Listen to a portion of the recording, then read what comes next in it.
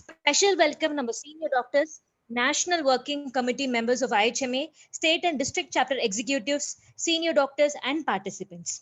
இன்னைக்கு lockdown learning webinar சீரிஸோட add on Tamil செஷன்ல தேர்ட் செஷன்ல நாம இருக்கோம்.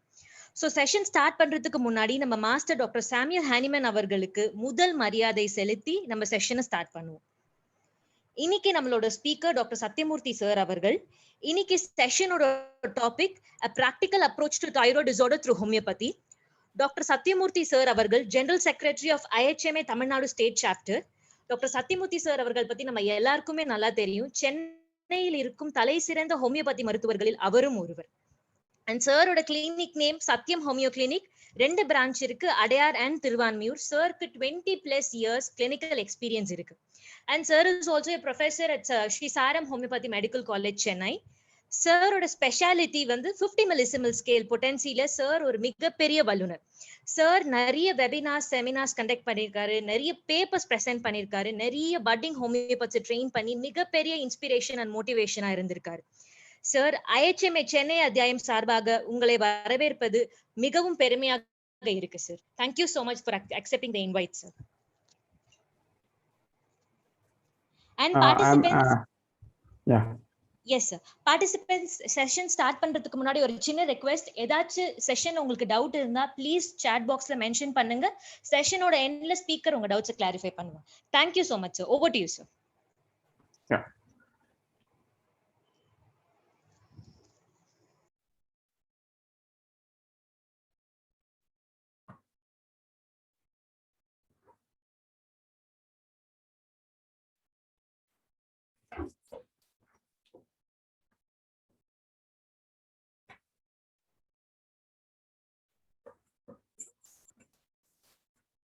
எல்லோருக்கும் என்னுடைய இனிய மாலை வணக்கம்.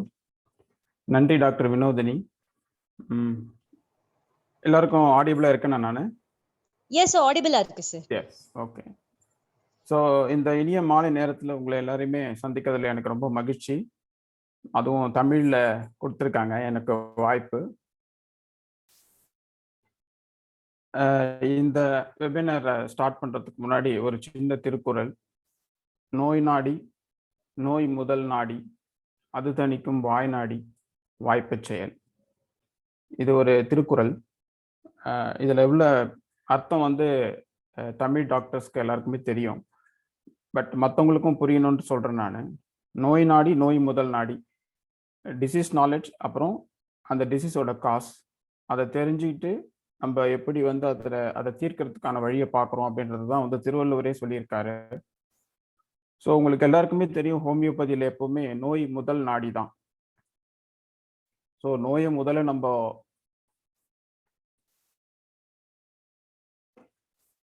முதல்ல வந்து நம்ம தெரிஞ்சுக்கிறோம், நோயை பற்றி தெரிஞ்சுக்கிறோம்.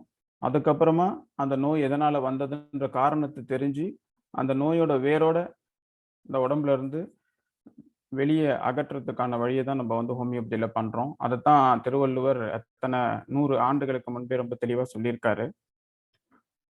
ஸோ இந்த செஷன் ஸ்டார்ட் பண்ணுறதுக்கு முன்னாடி, இந்த கோவிட் சமயத்தில் நம்ம வந்து ரொம்ப நல்ல டாக்டர்ஸை வந்து எழுந்திருக்கிறோம். அது வந்து எல்லாருக்குமே ரொம்ப வருத்தமான விஷயம். ஸோ முக்கியமாக சுப்பிரமணியம் சார், சந்தான பாண்டியன் சார், ஞானசம்பந்தம் சார், இன்னும் கூட நிறைய பேர் இருக்காங்க. இந்த 3 பேரோடவும் எனக்கு அசோசியேஷன் நிறைய இருந்திருக்கு. ஸோ செஷனுக்கு போகிறதுக்கு முன்னாடி உங்களோட அனுமதியோட அவங்க கூட எனக்கு இருந்த சில முக்கியமான, அதுவும் வந்து லேர்னிங் தான். ஏன்னா நம்ம அவங்களுக்கு கொடுக்க வேண்டிய மரியாதையை ஏற்கனவே நிறைய இரங்கல் கூட்டம் இதை பண்ணி கொடுத்துருக்கோம். பட் இருந்தாலும் நம்மளுடைய ஆசிரியர்கள் என்னைக்குமே நம்ம மனசுல வந்து நீங்காத இடம் பெற்றிருப்பாங்க. ஏன்னா ஒவ்வொருத்தருக்கும் ஒரு ஃபேவரட் டீச்சர்ஸ் இருப்பாங்க. அவங்களோட நிறைய விஷயங்கள் நடந்திருக்கும், பகிர்ந்திருப்பீங்க நீங்களும். அவங்கள மறக்க முடியாது உங்களால. அப்படி பார்க்கும்போது நான் அதிக நேரம் எடுக்க மாட்டேன். ஒரு 10-15 நிமிஷத்துல நான் முடிச்சிடுறேன் இவங்களை பத்தி. சுப்பிரமணியம் சாரை பத்தி சொல்லணும்னா, சுகம் சுப்பிரமணியம் அப்படின்னு தான் நிறைய பேருக்கு தெரியும். சுகம் அப்படின்றது அவரோட கிளினிக்கோட பேரு. அவர் வந்து எனக்கு ஒரு காட்ஃபாதர் மாதிரி. ஏன்னா நான் ஹோமியோபதிக்குள்ள என்டர் ஆனப்பவே வந்து பார்த்தீங்கன்னா, I am not decided to come to homeopathy. நிறைய பேர் சொல்லுவாங்க, நான் எனக்கு எம்பிபிஎஸ் கிடைக்கலன்னு நான் வந்தேன், இல்லை எனக்கு வீட்டில் அப்பா அம்மா சொன்னாங்க நான் வந்தேன், இப்படி நிறைய காரணங்கள் சொல்லுவாங்க ஹோமியோபதிக்குள்ள வந்ததுக்கு. நான் ஹோமியோபதியை பிடிக்காம தான் உள்ளே வந்தேன், கம்பல்ஷனில் வந்தேன்னு சொல்லலாம். பட் எனக்கு ஒரு 6 மாதம் டைம் கொடுத்துருந்தாங்க எங்கள் வீட்டில். உனக்கு பிடிக்கலன்னா திருப்பி வந்துரு, நம்ம எம்பிபிஎஸ்ஸே சேர்ந்துக்கலாம், ஒன்றும் பிரச்சனை இல்லை, பட் நீ வந்து இதை ட்ரை பண்ணி பாருன்றது தான் என்னோட இது. அப்போ சுப்பிரமணிய சாரை வந்து எங்கள் அப்பா மீட் பண்ணும்போது அவருக்கு அப்பா மேலே ஒரு பெரிய மரியாதை. ஏன்னா ஒரு தலை சிறந்த ஒரு அறுவை சிகிச்சை நிபுணர் தான் என்னுடைய தந்தை.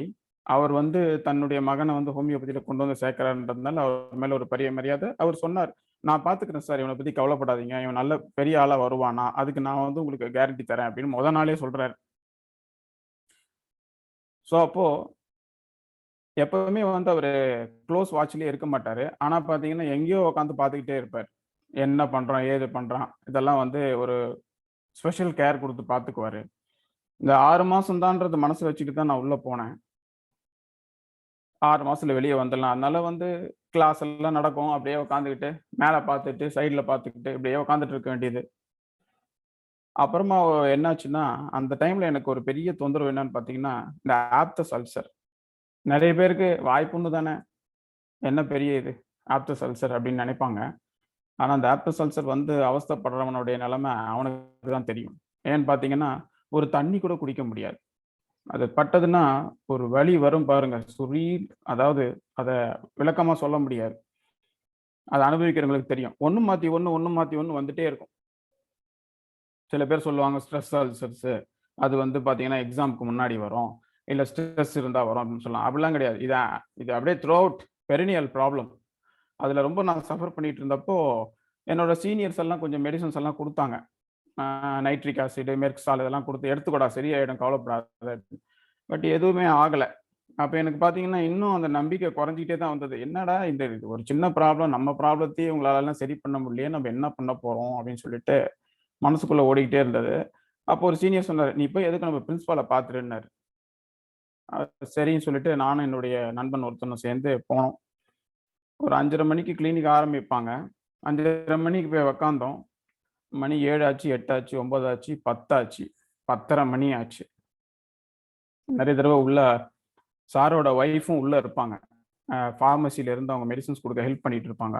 மேடம் ஸ்டூடெண்ட், மேடம் ஸ்டூடெண்ட் அப்படின்னு நான் நிறைய தடவை சொன்னேன். உட்காருப்பா, நான் உள்ள சொல்லிட்டேன், உன்னை உட்கார சொல்லியிருக்காரு சார் அப்படின்னு. அப்புறம் பொறுமையாக உட்காந்துட்டு இருந்தேன். அப்புறம் 10:30 மணி 10:45 மணிக்கு உள்ள கூப்பிட்டாரு. கூப்பிட்டுட்டு என்ன அப்படின்னாரு. சார் இந்த மாதிரி ஆப்தஸ் அல்சர் ரொம்ப வந்துட்டே இருக்கு சார், ரொம்ப கஷ்டமா இருக்கு எனக்கு, படிப்புலையும் எனக்கு ரொம்ப கான்சென்ட்ரேட் பண்ண முடியல, ரொம்ப அதிகமாக இருக்கு அப்படின்னா. ஆஹா, எத்தனை நாளாக இருக்குது இந்த பிரச்சனைன்னாரு. இது இருக்குது சார், ஒரு 4-5 வருஷமா இருக்கு, நானும் பி காம்ப்ளெக்ஸ் எல்லாம் எடுத்து பார்த்துட்டேன், என்னென்னவோ எல்லாம் பண்ணி ஒன்றும் சரியாகல சார் அப்படின்னா. ஒரு 2-3 கேள்வி கேட்டாரு. ஒரு சின்ன பேப்பர்ல தான் ஒரு பிட்டு பேப்பர் மாதிரி வச்சிருப்பாரு, அதில் தான் வந்து பிரிஸ்கிரிப்ஷன் எழுதுவார். என் கண்ணு முன்னாடியே தான் எழுதினார். கேப்சிகம் 200 7 பேக்கெட்ஸ், இந்தா இது டெய்லி காலையில் 1 வாரம் எடுத்துக்கோ, அப்புறம் வராது அப்படின்னாரு. அப்புறம் கூட என் ஃப்ரெண்டு வந்திருந்தான். அவன் பங்குக்கு எதனா கேட்கணுமே, அவன் கேட்டான் ஒரு கேள்வி. சார் ரொம்ப படித்தா கண்ணெல்லாம் எரியுது சார் அப்படின்னாரு. அதுக்கு அவர் டக்குன்னு ஒரு பதில் சொன்னார். பஞ்சத்துக்கு படித்தா அப்படிதான்டா இருக்கும், ஒழுங்கா படி அப்படின்னாரு. இது ஒரு காமெடி தான், எங்களால் சிரிப்பு அடக்க முடியல, வெளியே வந்து ரொம்ப நேரம் சிரிச்சுக்கிட்டு இருந்தோம். அப்புறம் தான் நான் சொன்னேன் வரும்போது, இந்த ஒரு 7 பேக்கெட் கொடுத்துருக்காரு, இது என்னடா பண்ணும், இது வரைக்கும் நிறைய மருந்துகள் எடுத்திருக்கேன், இதையும் தான் எடுத்து பார்க்குறேனே. நம்ப மாட்டீங்க, அந்த கேப்சிகம் ஒரு 7 பேக்கெட் கொஞ்சம் இர்ரெகுலராக தான் எடுத்தேன். திடீர்னு ஞாபகம் வரும், எடுப்பேன், அப்புறம் விட்டுருவேன், திருப்பி எடுப்பேன், இப்படி பண்ணி ஒரு வழியாக கம்ப்ளீட் பண்ணிட்டேன். ஆச்சரியம் என்னன்னு பார்த்தீங்கன்னா, அதை கம்ப்ளீட் பண்ண நாள்ல இருந்து இன்னைக்கு வரைக்கும் வாய்ப்புனே வந்தது கிடையாது எனக்கு. So it is a great relief. அந்த ரிலீஃப் வந்து என்னால் வார்த்தைகளால் சொல்ல முடியாது. அதுக்கப்புறமா தான் நான் அவர்கிட்ட போயிட்டு தேங்க்ஸ் சொல்கிறதுக்காக ஒரு நாள் போனேன். திருப்பியும் கொஞ்சம் லேட்டாக போனேன் அன்றைக்கி, அறிவாளித்தனமாக 7 மணிக்கு. அன்றைக்கி ஒரு 11:30 மணி ஆச்சு அவர் கிளினிக் முடிக்க. அப்போ நான் உள்ளே போனேன். போனோடனே ரொம்ப தேங்க்ஸ் சார் அப்படின்னேன். அதெல்லாம் நீ ஒன்றும் சொல்ல தேவையில்ல, போய் ஒழுங்காக படி அப்படின்னாரு. உங்கள் அப்பா பேரை காப்பாற்றுற மாதிரி பண்ணு, அப்படி எதனா பண்ணு அப்படின்னாரு. அப்புறம் சொன்னார், வெளியே இவ்வளோ நேரம் உட்காந்துட்டு இருந்து என்ன பண்ணிட்டு இருந்தேன்னாரு. வரவங்க போகிறவங்களெல்லாம் பார்த்துட்டு இருந்தேன் சார் அப்படின்னேன். நல்லா கவனிச்சு பார்த்தியா அப்படின்னாரு. பார்த்தேன் சார்ண்ணே. ஏதாவது வித்தியாசம் தெரியுதா உனக்கு அப்படின்னாரு. தெரிஞ்சது சார். 9 மணி வரைக்கும் ஒரு கூட்டம் வந்துச்சு. 9 மணிக்கு மேல வேற மாதிரியான கூட்டம் வந்துச்சு அப்படின்னேன். பரவாயில்லையே! என்ன மாதிரி கூட்டம் வந்துச்சுன்னாரு. அதுக்கப்புறம் பார்த்தீங்கன்னா, குட்டி பசங்களெல்லாம் யாரோ கூட்டு வந்தாங்க சார் கூட. டிரைவரு, வீட்ல வேலை செய்றவங்கலாம் கூட்டு வந்தாங்க அப்படின்னேன். அவங்கலாம் யார் தெரியுமா? அப்படின்னாரு. யாருன்னேன். இந்த சேலத்து சுற்றுவட்டாரத்துல இருக்கிற எல்லா அலோபதி டாக்டரோட பசங்க தான். டிரைவரு, வீட்ல வேலை செய்றவங்களோட அனுப்புவாங்க. வந்து மெடிசின்ஸ் வாங்கிட்டு போயிடுவாங்க. அதனால எதையுமே வந்து ஒரு இதுவா நெனச்சுக்காத. எல்லாருக்கும் எல்லாமும் தேவைப்படும். அதனால இந்த மெடிசினோட இது வேல்யூ தெரியாம நீ வந்து இந்த மாரி நம்பிக்கை இல்லாம நீ சுத்திக்கிட்டு இருக்க. அது எனக்கு தெரியும். போய் ஒழுங்கா உருப்புற வழிய பாருன்னாரு. அன்னைக்கு தான் திரும்பி வந்து ஒழுங்கா படிக்க ஆரம்பிச்சேன். ஸோ, அந்த மாதிரி அவர்கிட்ட இன்னொரு ஒரே ஒரு விஷயம் தான். எல்லாம் எங்க சீனியர்ஸ் எல்லாம் சொல்லுவாங்க. "அவர் நெறைய ஸ்பெசிஃபிக்ஸ் எல்லாம் யூஸ் பண்ணுவாருடா. யாருக்கும் ஆனா சொல்லியே குடுக்க மாட்டாரு." அப்டின்னாரு. அப்டின்னு சொல்லுவாங்க. அப்போ ஒரு நாள் என்ன பண்ணேன், க்ளோஸா பேசிட்டு இருக்கும்போது அவர்ட்ட கேட்டேன். இந்த மாரி "சார், ஸ்பெசிஃபிக்ஸ் எல்லாம் உங்களுக்கு தெரிஞ்சதெல்லாம் சொல்லிக் குடுக்கலாம்ல சார். எங்களுக்கு யூஸ்ஃபுல்லா இருக்குமே" அப்டின்னேன். "அப்படியா?" அப்டின்னாரு. "ஆமாங்க சார்" அப்டின்னேன். அப்போ வந்து நான் இன்டர்ன்ஷிப் பண்ணிட்டு இருந்தேன். "சரி இவ்வளோ நாள் நீ எத்தனையோ கேஸஸ் பார்த்துருப்ப ஓபில. அதெல்லாம் எடுத்து திருப்பி பாரு. ஏதாவது ஒரு பேட்டர்ன் தெரியுதா உனக்குன்னு தெரிஞ்சா எனக்கு வந்து சொல்லுன்னாரு." அதுக்கு எனக்கு அர்த்தம் புரியல. அப்புறம் நான் போய் எல்லா பழைய கேஸஸ் எல்லாம் எடுத்து பார்த்துட்டே இருந்தேன். நமக்கு நெறைய வர்றது என்ன, கோல்டு, அலர்ஜி கேஸஸ் வரும். அப்புறம் ஜாயிண்ட் பெயின்ஸ் வரும். இதெல்லாம் வரும். அதெல்லாம் பார்த்துட்டு அடுத்த வாரம் வாரம் தான் அவர் வருவாரு. ஸோ அவர் வந்தப்போ நான் போயிட்டு சொன்னேன் அவர்ட்ட. "சார் இந்த மாதிரி பார்த்துட்டேன் சார்." "சரி உனக்கு ஏதாவது பேட்டர்ன் தெரியுதா?" அப்படின்னாரு. என்ன சார் கேட்குறீங்க? பேட்டர்ன் எனக்கு புரியல சார்ன்னேன். "இல்லடா இத்தன கேஸ் பார்த்தியே, அதுல வந்து எதனா உனக்கு ஒரே மருந்து வந்து எல்லாத்துக்கும் ஹெல்ப் பண்ணுச்சு. இந்த மருந்து தான் சார் டாப் கிளாஸு. இந்த மருந்து தான் எல்லாத்துக்குமே பிரிஸ்கிரைப் பண்ணேன். அப்படி ஏதாவது உனக்கு தெரியுதா?" அப்படின்னாரு. அப்படிலாம் தெரியலையே சார்" அப்படின்னேன். "தெரியல. அதுதான்டா ஸ்பெசிஃபிக்ஸ்ன்றது எதுவுமே கிடையாது. ஸோ எல்லாரும் நெனச்சுக்குவாங்க. But when you are getting experienced உனக்குள்ள வரும் அந்த மெடிசின்ஸ். நம்ம இந்த மருந்துக்கு இது குடுத்துருக்குறோம். பட் என்னைக்குமே வந்து நீ இந்த இண்டிவிஜுவலைசேஷன் அந்த கேஸ் டேக்கிங்க வந்து நீ விட்டுறக்கூடாது. இப்போ நான் வந்து ஒரு எக்ஸ்பீரியன்ஸ்டு டாக்டர். நான் வந்து ஒரு 4, 5 கேள்வியிலேயே என் ரெமெடிய புடிச்சுடுவேன். நீ வந்து ஒரு ஃப்ரெஷரா இருக்கிறீன்னா, உனக்கு ஒரு 20 கேள்வி தேவைப்படும். அவ்வளோதான் வித்தியாசம். ஸோ அப்ப 4 கேள்வி கேட்டுட்டு நான் ஒரு மெடிசின் செலக்ட் பண்ணிட்டேன்னா, அது ஸ்பெசிஃபிக் ஆயிடாது. அதனால என்னைக்குமே ஸ்பெசிஃபிக்ஸ்க்கு பின்னாடி ஓடாத. ஒழுங்கா கேஸ் டேக்கிங் எடு. ஒர்க் அவுட் பண்ணி மெடிசின் செலக்ட் பண்ணு. அதுதான் உனக்கு வந்து என்னைக்குமே நல்ல பேர் குடுக்கும்னாரு. அவரு சொன்ன ஒரு விஷயத்த நான் ஆரம்பத்துலருந்து இன்னைக்கு வரைக்கும் அதான் பண்ணிட்டு இருக்கேன். எந்த கேஸ் வந்தாலும் அது எனக்கு புது கேஸ் தான். ஒரு லேர்னர் எப்படி இருப்பானோ அப்படிதான் கேஸ் எடுப்பேன். அப்படிதான் ஒர்க் அவுட் பண்ணுவேன். அப்படிதான் ரெப்பர்டரைஸ் பண்ணாம குடுக்க மாட்டேன். ஸோ தட் இஸ் மை அவருடைய லேர்னிங். அடுத்தது சந்தான பாண்டியன் சார். அவருகிட்ட எனக்கு அவருடைய எக்ஸ்பீரியன்ஸ் வந்து எனக்கு ரொம்ப கம்மி. பட் 3 இயர், ஃபைனல் இயர்ல வந்து அவர் எங்களுக்கு ரெப்பர்டரி சொல்லிக் குடுக்கறதுக்காக வருவார். அப்பவே அவர் ரிட்டயர் ஆயிருந்தாருன்னு நெனைக்கிறேன். காலையில மதுரை பஸ்ல இறங்குவாரு. இறங்கி காலேஜுக்கு வந்துட்டு, காலேஜ் ரெஸ்ட் ரூம்லயே போயிட்டு ட்ரெஸ்ஸ மாத்திட்டு வந்து நிப்பாரு கிளாஸ்ல. அப்போலாம் எங்களுக்கு பார்த்தீங்கன்னாக்கா, அவரு கொஞ்சம் ஏஜ்டா இருப்பாரு. ஆனா அவருடைய பேசுற மேனரிசம் அதெல்லாம் கொஞ்சம் இதுவா இருக்கிறதுனால, நான் கொஞ்சம் இந்த மிமிக்ரிலாம் பண்ணுவேன் ரூம்ல போயிட்டு. அதெல்லாம் பண்ணும்போது இவர பத்திலாம் மிமிக்ரிலாம் பண்ணிட்டு ஜாலியா சுத்திக்கிட்டு இருந்தோம். அப்போ வந்து என்ன பண்ணாரு, ரெப்பர்டரி வந்து எடுத்துட்டே இருப்பாரு. அப்போ ஒரு நாள் என்ன சொன்னாரு, "டஃபஸ்ட் பார்ட் இந்த ரெப்பர்டரி எதுன்னு தெரியுமான்னு?" கேட்டாரு. என்னதான் கேட்டாரு. நான் வந்து உடனே பெரிய செக்ஷனா சொல்லுவோம்ன்னு சொல்லிட்டு, "எக்ஸ்ட்ரிமிட்டீஸ் சார்" அப்டின்னேன். "முட்டாள்" அப்டின்னாரு. "எக்ஸ்ட்ரிமிட்டீஸ்ல என்னடா உனக்கு கஷ்டம்?" அப்டின்னாரு. "அங்க தான் எல்லாம் குடுத்துருக்குதே. லெஃப்ட், ரைட், எக்ஸ்டென்ஷன் எங்க, எது எங்க எல்லாம் குடுத்துருக்குல. அப்புறம் என்ன உனக்கு கஷ்டம்னாரு. அப்புறம் அப்படியே நின்னேன். அப்ப சொன்னாரு, "மைண்டுன்னு ஒரு பார்ட் இருக்கு தெரியுமா?" அப்டின்னாரு. "தெரியும் சார்" அப்டின்னேன். "அத என்னைக்காவது எடுத்து படிச்சிருக்கியான்னாரு." "அத போய் எப்படி சார் படிக்கிறது? ரூப்ரிக்ஸ் தானே" அப்டின்னேன். அதான் சொன்னாரு, "ஒரு ஒரு ரூப்ரிக்ஸுக்கும் எவ்வளோ டீப் மீனிங் இருக்கு அப்படின்றது வந்து உனக்கு தெரியாது. அந்த மீனிங்க வந்து இங்கிலீஷ் டிக்ஷனரி, தமிழ் டிக்ஷனரி 2ம் வச்சுக்கோ. வச்சுட்டு ஒரு ஒரு ரூப்ரிக்கும் எத்தன மீனிங் இருக்குன்னு முதல்ல எழுது ஒரு நோட் புக்ல. எழுதி பாரு. அப்புறம் தெரியும் உனக்கு. அந்த மாதிரி நீ பிராக்டிஸ் பண்ணி பார்த்தீன்னா தான் ஒரு ரூப்ரிக்ஸ வந்து எத்தன விதமான மைண்ட் சிம்ப்டம்ஸ்க்கு நம்ம யூஸ் பண்ணலான்றது உனக்கு தெரியும்." அப்படின்னாரு. "இந்த வேலைய உனக்கு நான் குடுக்குறேன். அடுத்த முறை நான் வரும்போது நீ எனக்கு இத சப்மிட் பண்ணணும்." அப்படின்னாரு. சரி நானும் ஒரு புக்க வாங்கிட்டு, நோட் புக்க வாங்கிட்டு ஸ்டார்ட் பண்ணேன் ஒர்க்க. இந்த டிக்ஷனரி, அந்த டிக்ஷனரி ஒரு 4, 5 டிக்ஷனரி வச்சு எழுத ஆரம்பிச்சேன். பார்த்தீங்கன்னா, ஒண்ணொண்ணுத்துக்கும் 10, 15 மீனிங் வருது. 10, 15 இங்கிலீஷ் மீனிங், 20, 25 தமிழ் மீனிங் வருது. ஸோ ரொம்ப கன்ஃபியூசிங்காக இருந்தது. அப்புறம் அவர் மந்த்லி ட்வைஸ் தான் வருவார். ஸோ அவர் வந்தார். அடுத்த விசிட் வந்தப்போ ஃபர்ஸ்ட் ரூப்ரிக் என்னன்னு கேட்டார். அபேண்டன்ட் அப்படின்னா நான் அபேண்டன்னா என்ன அர்த்தம் அப்படின்னாரு. கை விட்டுட்டாங்க அப்படின்னா. யார் கை விட்டாங்க அப்படின்னு கேட்டார். அப்புறம் எனக்கு இதுதான் சார், பொதுவாக கை விட்டுட்டா ஒதுக்கி ஒதுக்கி விடப்பட்டவங்க, தனித்து விடப்பட்டவங்க அப்படிதானே சார் அர்த்தம் அப்படின்னேன். அதுக்கு சொன்னாரு, யாரு தனிச்சு விட்டாங்க? அப்பா அம்மாவை விட்டாங்களா, இல்ல அம்மா பையனை விட்டுட்டாங்களா, இல்ல ஹஸ்பண்ட் ஒய்ஃபை விட்டுட்டாரா? இது மாதிரி நிறைய மீனிங்ஸ் கேட்டுட்டே போனாரு. ஸோ இதுல வந்து ஒரு சின்ன ரூப்ரிக்ல இத்தனை மீனிங்ஸ் இருக்கு மைண்ட் ஆஸ்பெக்ட்ல. அதான் சொல்லுவார், கென்ட் ஒரு ரெப்பர்டரியில ஒரு மைண்ட்ல ஒரு ரூப்ரிக் வச்சிருக்காருன்னா அதுக்கு உண்டான கரெக்டான அர்த்தத்தை புரிஞ்சிக்காம நீ அந்த ரூப்ரிக் எடுத்தீங்கன்னா உன்னோட கேஸ் டோட்டல் ஃபெயிலியர் அப்படின்னாரு. அப்புறம் நான் சொன்ன ஒர்க்கு செஞ்சிட்டியா அப்படின்னு கேட்டாரு. செஞ்சிட்டேன் சார்னு. அதை நான் திறக்கிறதுக்கு முன்னாடியே ஒரு வார்த்தை சொன்னாரு, நீ உருப்படியா ஒழுங்கா செஞ்சிருந்தீங்கன்னா 15 கூட இன்னொரு எழுதியிருக்க மாட்டேன்னாரு. கரெக்டா சொன்னாரு. நான் 13 தான் எழுதியிருந்தேன். உங்களுக்கு எப்படி சார் தெரியும் அப்படின்னா, அதுதான்டா நீ வந்து உருப்படியா செஞ்சிருக்கிற அந்த வேலையை. அப்படி செஞ்சாக்கா உனக்கு வந்து பல மாசம் ஆகும். எல்லா ரூப்ரிக்குக்கும் தமிழ்ல English to English to Tamil, இந்த எல்லா அர்த்தத்தையும் எழுதி முடிக்கிறதுக்கே உனக்கு 4 மாசம் ஆகும். அந்த அர்த்தத்தை புரிஞ்சுக்கிறதுக்கு எத்தனை வருஷம் ஆகும்னு எனக்கு தெரியாது அப்படின்னாரு. ஸோ அது எவ்வளவு பெரிய உண்மை. அதே மாதிரி அந்த டீச்சருக்கு எவ்வளவு ஒரு ப்ரெசிஷன், எவ்வளவு கரெக்டான ஒரு இது இருக்கு பாத்தீங்களா. இவன் ஒழுங்கா பண்ணியிருந்தானா 13 தான் பண்ணியிருக்க முடியும். அவனால 15க்கு மேல போயிருக்க மாட்டேன்னாரு. கரெக்டா 13 தான் பண்ணியிருந்தேன்.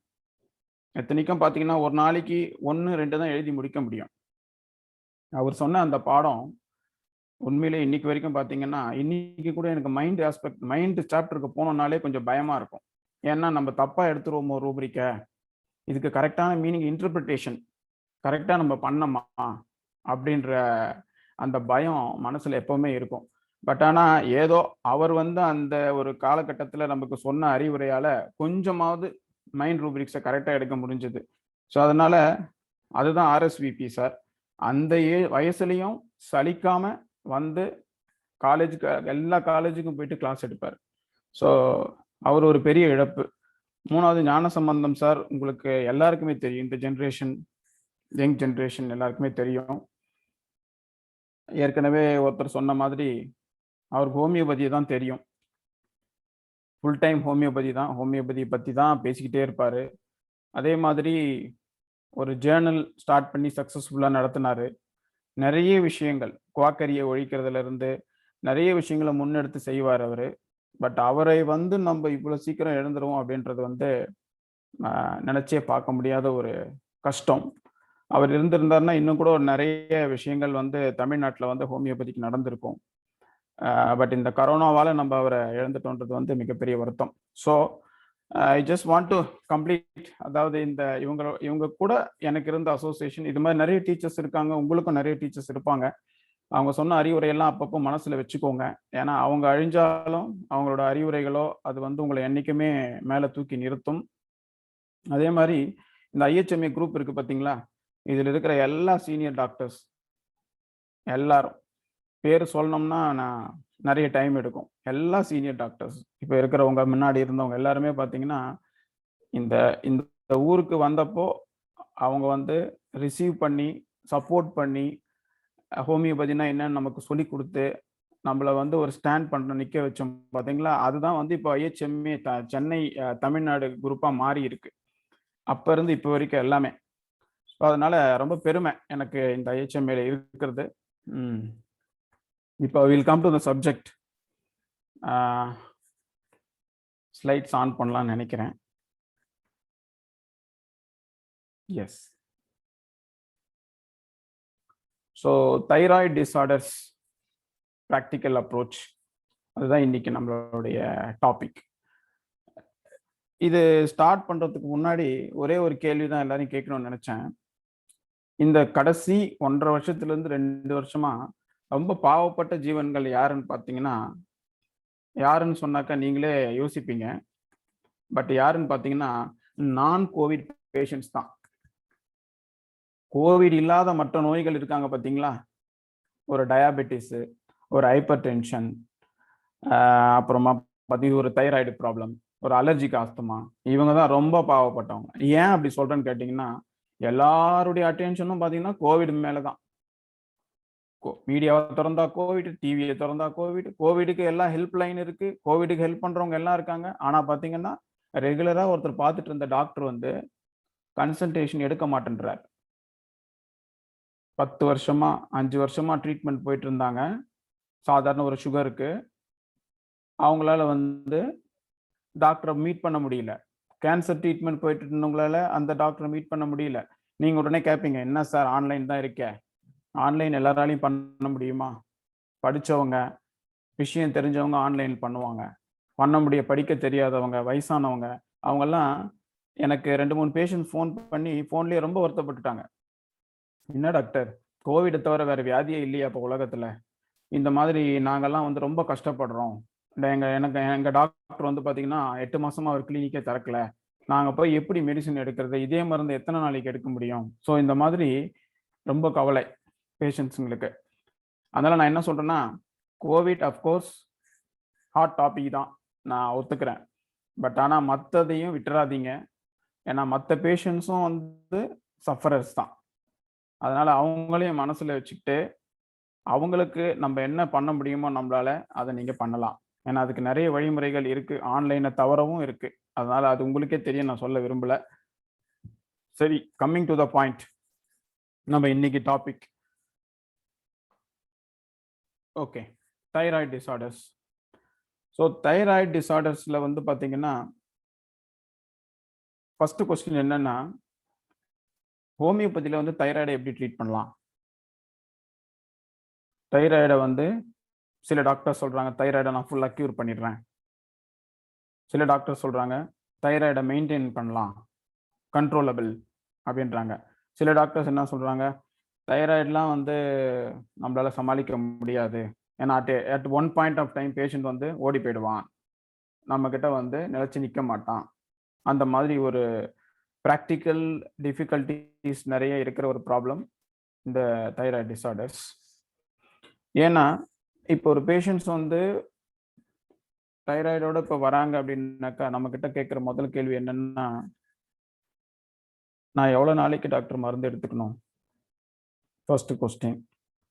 இந்த கொஸ்டினை வந்து வேற எங்கேயாவது கேட்பாங்களா அப்படின்னா கேட்க மாட்டாங்க. ஏன்னாக்கா மற்றதுன்னா என்னன்னா அலோபதிக் மெடிசன்ல தான் அவங்க ஃபர்ஸ்ட் போவாங்க. இல்லை ஃபர்ஸ்ட் லைன் ஆஃப் ட்ரீட்மெண்ட் நிறைய பேர் அலோபதிக் டாக்டர்ஸ்ட்ட போயிட்டு மெடிசன்ஸ் எடுத்திருப்பாங்க. பட் அங்கே என்ன சொல்லியிருப்பாங்கன்னாக்கா, most of the cases,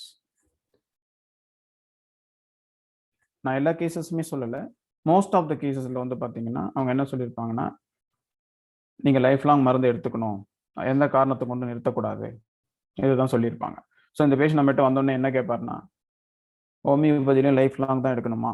first question, very difficult question. ரெண்டாவது கொஸ்டின் பார்த்தீங்கன்னாக்கா, நான் ஆல்ரெடி வந்து அலோபதிக் மெடிசன்ஸ் எடுத்துட்டு இருக்கேன், அதை நான் நிறுத்திடலாமா? உடனே நிறுத்தி ஆகணும், ஏன்னா நான் வந்து இங்கே ஹோமியோபதிக்கு வந்துட்டேன். ரெண்டாவது கொஸ்டின். மூணாவது கொஸ்டின் என்னன்னா, பர்மனன்ட் சொல்யூஷன். ஹோமியோபதியும் வந்து லைஃப் லாங் நான் எடுத்துட்டு இருக்க விரும்பல, நீங்க வந்து ஒரு கோர்ஸ் ஆஃப் ட்ரீட்மெண்ட் கொடுங்க, கொடுத்ததுக்கு அப்புறம் நான் அந்த மெடிசனை வந்து நிறுத்திட்டு திருப்பியும் பழைய நிலைமைக்கு வந்துடணும். ஸோ இந்த கொஸ்டின் எல்லாமே பார்த்தீங்கன்னா ஒரு ஹோமியோபதி வந்து ஆன்சர் பண்ணணும். ரொம்ப கஷ்டமான கொஸ்டின்ஸ் தான். ஏன்னா நம்ம கிட்ட வர்ற கேசஸ் வந்து எந்த மாதிரி கேசஸ் அப்படின்றது வந்து ஃபர்ஸ்ட் அனலைஸ் பண்ணி புரிஞ்சுக்கிறதுக்கே நமக்கு வந்து 1 மாசம் ஆகும். ஏன்னா டிஎஸ்ஹெச் எலிவேட்டடா இருக்குதுன்றதுக்காக மட்டும் அது ஹைப்போதைராய்டிசம் கேஸ்ன்னு முடிவு பண்ணி நம்ம ட்ரீட்மெண்ட் ஆரம்பிச்சிட முடியாது. ஏன்னாக்கா அதில் நிறைய விஷயங்கள் இருக்கு, அது நம்ம இப்போ சப்ஜெக்ட் போக போக நமக்கே தெரியும். அதே மாதிரி அலோபதியில வந்து ஒரு 4-5 வருஷம் தைரோனாம், எல்ட்ராக்சின், இல்லை லீவோ தைராக்சின் ஏதோ எடுத்துட்டு இருக்காரு அவரை வந்து நம்ம டக்குன்னு நாளையில இருந்து நீங்க போடாதீங்க அப்படின்னு நிறுத்திட்டு உடனடியே இந்த ட்ரீட்மெண்ட் கொண்டு வர முடியுமா அப்படின்னா, எல்லாம் இந்த கொஸ்டின் எல்லாம் உங்களை நான் கேட்க போறேன் டிஸ்கஷன் செஷன்ல, எல்லாம் நோட் பண்ணி வச்சுக்கோங்க. அப்படி சொல்ல முடியுமா அப்படின்னாக்கா அதுவும் கஷ்டம்தான். ஸோ இந்த மாதிரி ஒரு இக்கட்டான சூழ்நிலையில வந்து இந்த தைராய்டு அதே மாதிரி பார்த்தீங்கன்னா, ஒரு ஹோமியோபத் வந்து தைராய்டு கேஸ ரிசீவ் பண்ணி நல்லா ட்ரீட்மெண்ட் போயிட்டு இருக்கு. வேற ஏதோ ஒரு காரணத்துக்காக இவர் அலோபதி சைடு போறாருன்னு வச்சுக்கோங்களேன். அப்போ வந்து ஆர் யூ தைராய்டு பேஷண்டா? எஸ். இவங்க ஆமாங்க. என்ன மெடிசின்ஸ் எடுத்துட்டு இருக்கீங்க? கேட்பாங்க. Second question. ஹோமியோபதி. ஹோமியோபதியா? பார்த்தீங்கன்னா, லெவல் எல்லாம் நார்மலா தான் இருக்கும். பட் இருந்தாலும் அவர் அக்செப்ட் பண்ணிக்க மாட்டாரு. ஏன்னா, அவருக்கு வந்து ஹோமியோபதிய பத்தி தெரியாது. அதே சமயம் இந்த பேஷண்ட் வந்து ஃபார் எக்ஸாம்பிள் ஒரு டயபெட்டிஸ்க்காக போயிருக்காருன்னா, அவர் ஒரு ட்ரீட் பண்றவர் எண்டோக்ரைனாலஜிஸ்ட் தான். ஸோ அவர பொறுத்தவரைக்கும், நீங்க வந்து மொத்தமா இதுக்கு மாறிடுங்க. இல்லன்னா என்னால வந்து இதுக்கும் அதுக்கும் ட்ரீட்மெண்ட் குடுக்க முடியாது. ஏன்னா எனக்கு அந்த மெடிசின் நீங்க என்ன எடுத்துட்டு இருக்கீங்கன்னு எனக்கு தெரியாதுன்னுவாரு. ஸோ அதோட சாப்டர் க்ளோஸ் ஆயிடும். நம்மகிட்ட அவர் மெடிசின் எடுத்துட்டு இருந்தவரு நிறுத்த வேண்டிய சூழ்நிலைக்கு வந்துருவார். அது நமக்கும் ஒரு தர்ம சங்கடம், அவருக்கும் ஒரு தர்ம சங்கடமா போயிடும். இவ்வளவு நாள் மருந்து எடுத்து என்ன பிரயோஜனம்ன்ற மாதிரி ஒரு கொஸ்டின் வந்துரும். இதெல்லாம் பிராக்டிக்கல் டிஃபிகல்டிஸ். சரி, இப்போ இன்ட்ரோடக்ஷன் பார்ட்ல பார்த்தோம்னா, லார்ஜஸ்ட் எண்டோக்ரைன் கிளாண்ட் வந்து தைராய்டு கிளாண்ட். அது வந்து it is made up of follicular and parafollicular cells. Thyroid உங்களுக்கு தெரியும், தைராய்டு ஹார்மோன் வந்து T3, T4, TSH இந்த 3 ஹார்மோன் செக்ரீட் பண்ணுது. கால்சிட்டோனின் அப்படின்ற ஒரு இதையும் செக்ரீட் பண்ணுது. ஸோ அந்த தைராய்டில் வந்து பார்த்தீங்கன்னா என்ன இதனுடைய ஃபங்க்ஷன் அப்படின்னு பார்த்தோம்னா, மெட்டபாலிசம், பாடி டெம்பரேச்சர், growth.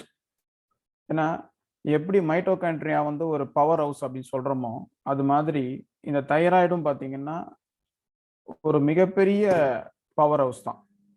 ஏன்னா எனர்ஜி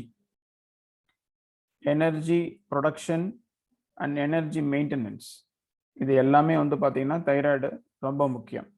அதே மாதிரி தைராய்டு கிளாண்ட்ல ஒரு ஸ்பெஷாலிட்டி என்னன்னு பார்த்தீங்கன்னா, இதுதான் one of the endocrine gland which secretes and stores the ஹார்மோனை வந்து மற்ற எண்டோக்ரைன்ஸ் எல்லாம் பார்த்தீங்கன்னா, எண்டோக்ரைன்ஸ் அண்ட் எக்ஸோக்ரைன்ஸ் வந்து அப்பப்போ ஹார்மோன்ஸ் வந்து ரத்தத்துல செக்ரீட் பண்ணிட்டே இருக்கும். அது வேலை முடிஞ்சிடும். சிர்கார்டியன் ரிதம் மூலமா அப்பப்போ ஹார்மோனை செக்ரீட் பண்ணிட்டே இருக்கும். But thyroid is the only one gland which will secrete and stores. ஏன்னா அந்த அந்த ஃபாலிகுலர் செல்ஸ் இருக்கு இல்லையா, அது வந்து தைராய்டு ஹார்மோன்ஸை உள்ள ட்ராப் பண்ணி வச்சிருக்கோம். தேவையானப்போ அது ரிலீஸ் பண்ணும். உங்களுக்கு எல்லாருக்கும் தெரியும், அயோடின் தான் வந்து இம்பார்ட்டன்ட். அயோடின் இருந்தாதான் T3, T4 ப்ரொடக்ஷன் நடக்கும். ஏன்னா அயோடின் உள்ள வரப்போ பாராஃபாலிகுலர் செல்ஸ் உள்ள என்ட்ரான உடனே அது ஒரு தைராய்டு ஒரு புரோட்டீனோட பைண்ட் ஆயிட்டு டை அயோடோ தைரோனின், ட்ரை அயோடோ தைரோனின், இதுதான் T3, T4 இது ரெண்டுத்தையும் ப்ரொடியூஸ் பண்ணிடும். இது ரெண்டும் செல்லுக்குள்ள இருந்து தேவையானப்போ எப்போ நமக்கு டிஆர்ஹெச் தைராய்டு ரிலீசிங் ஹார்மோன் பிட்யூட்டரியிலிருந்து நமக்கு ஆர்டர் வரும்போது நெகட்டிவ் ஃபீட்பேக் மெக்கானிசம், பிளட்ல இதனுடைய அளவு குறையும் போது ஃபீட்பேக் மெக்கானிசம் வந்து ஹைப்போதலாமஸ் பிட்யூட்டரி ஆக்சிஸ்ல ஆக்ட் பண்ணும்போது நமக்கு T3, T4 செக்ரீட் ஆகுது. இதுலயும் T3 தான் வந்து பாத்தீங்கன்னா active form, actively available on the blood stream for the metabolism T3. அப்ப T4 என்ன அப்படின்னாக்கா அது ப்ரிகர்சர். T3க்கு முன்னாடி ஒரு ஸ்டேஜ். T3 தான் T4 is the storage form அப்படின்னு சொல்லலாம். நம்ம ஏன் இப்படி ஸ்டோரேஜ் ஃபார்ம் அப்படின்னு சொல்றோம்னாக்கா, T3 கன்வெர்ட் ஆகிறதுக்கு முன்னாடி T4 வந்து கிளாண்டுக்குள்ள இருக்கும். ஸோ தேவையானப்பதான் T3 கன்வெர்ட் பண்ணி வெளியே அனுப்புது. அதே மாதிரி ஒரு thyroid gland without any supply of iodine, நீங்க வந்து அயோடினே எடுக்கல அப்படியே விட்டீங்கன்னா கூட up to 3 months it can manage. 3 மாசத்துக்கு அந்த தைராய்டு ஹார்மோன்ஸை ஸ்டோர் பண்ணி உங்களுக்கு ரிலீஸ் பண்ணி உங்களை காப்பாற்றும். 3 மாசத்துக்கு மேலேயும் போனாதான் யூதைராய்டு அப்படின்ற ஒரு ஸ்டேட்டுக்கு வரும். யூதைராய்டும் தாண்டி போச்சுன்னா அதுக்கப்புறமா மைல்டு பிரைமரி ஹைப்போதைராய்டிசம் நமக்கு டெவலப் ஆக ஆரம்பிக்கும். ஸோ இதுதான் வந்து தைராய்டு கிளாண்டோட ஒரு சின்ன இன்ட்ரோடக்ஷன். அனாட்டமிலாம் உங்களுக்கே தெரியும்.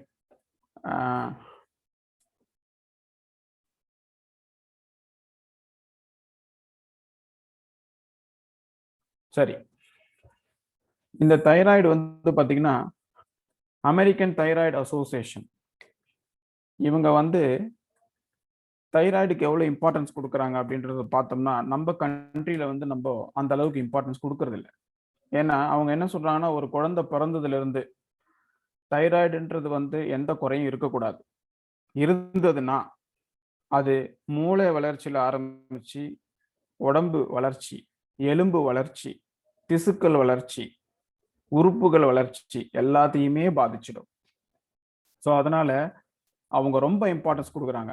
யாருக்கெல்லாம் டெஸ்ட் பண்ணணும் அப்படின்னு வந்து அமெரிக்கன் தைராய்டு அசோசியேஷன் வந்து ஒரு புரோட்டோகால் கொடுத்துருக்காங்க. அந்த என்ன புரோட்டோகால் பார்த்தீங்கன்னா, ஆல் நியூ பார்ன் பிறக்கிற குழந்தை எல்லாத்துக்குமே தைராய்டு பண்ணணும். நம்ம பண்றோமா இந்தியாவில்? மேபி இந்த லாஸ்ட் ஒரு 10 இயர்ஸ் இல்லை 5 இயர்ஸா வந்து கார்பரேட் ஹாஸ்பிட்டலில் பிறக்கிற குழந்தைங்களுக்கு maybe they are doing it. But otherwise பார்த்தீங்கன்னா ரெகுலர் ப்ராக்டிஸ்ல வந்து எதனா ப்ராப்ளம் வந்து டவுட்ஃபுல் இருந்தால் தான் பண்றாங்க. அங்க அப்படி கிடையாது.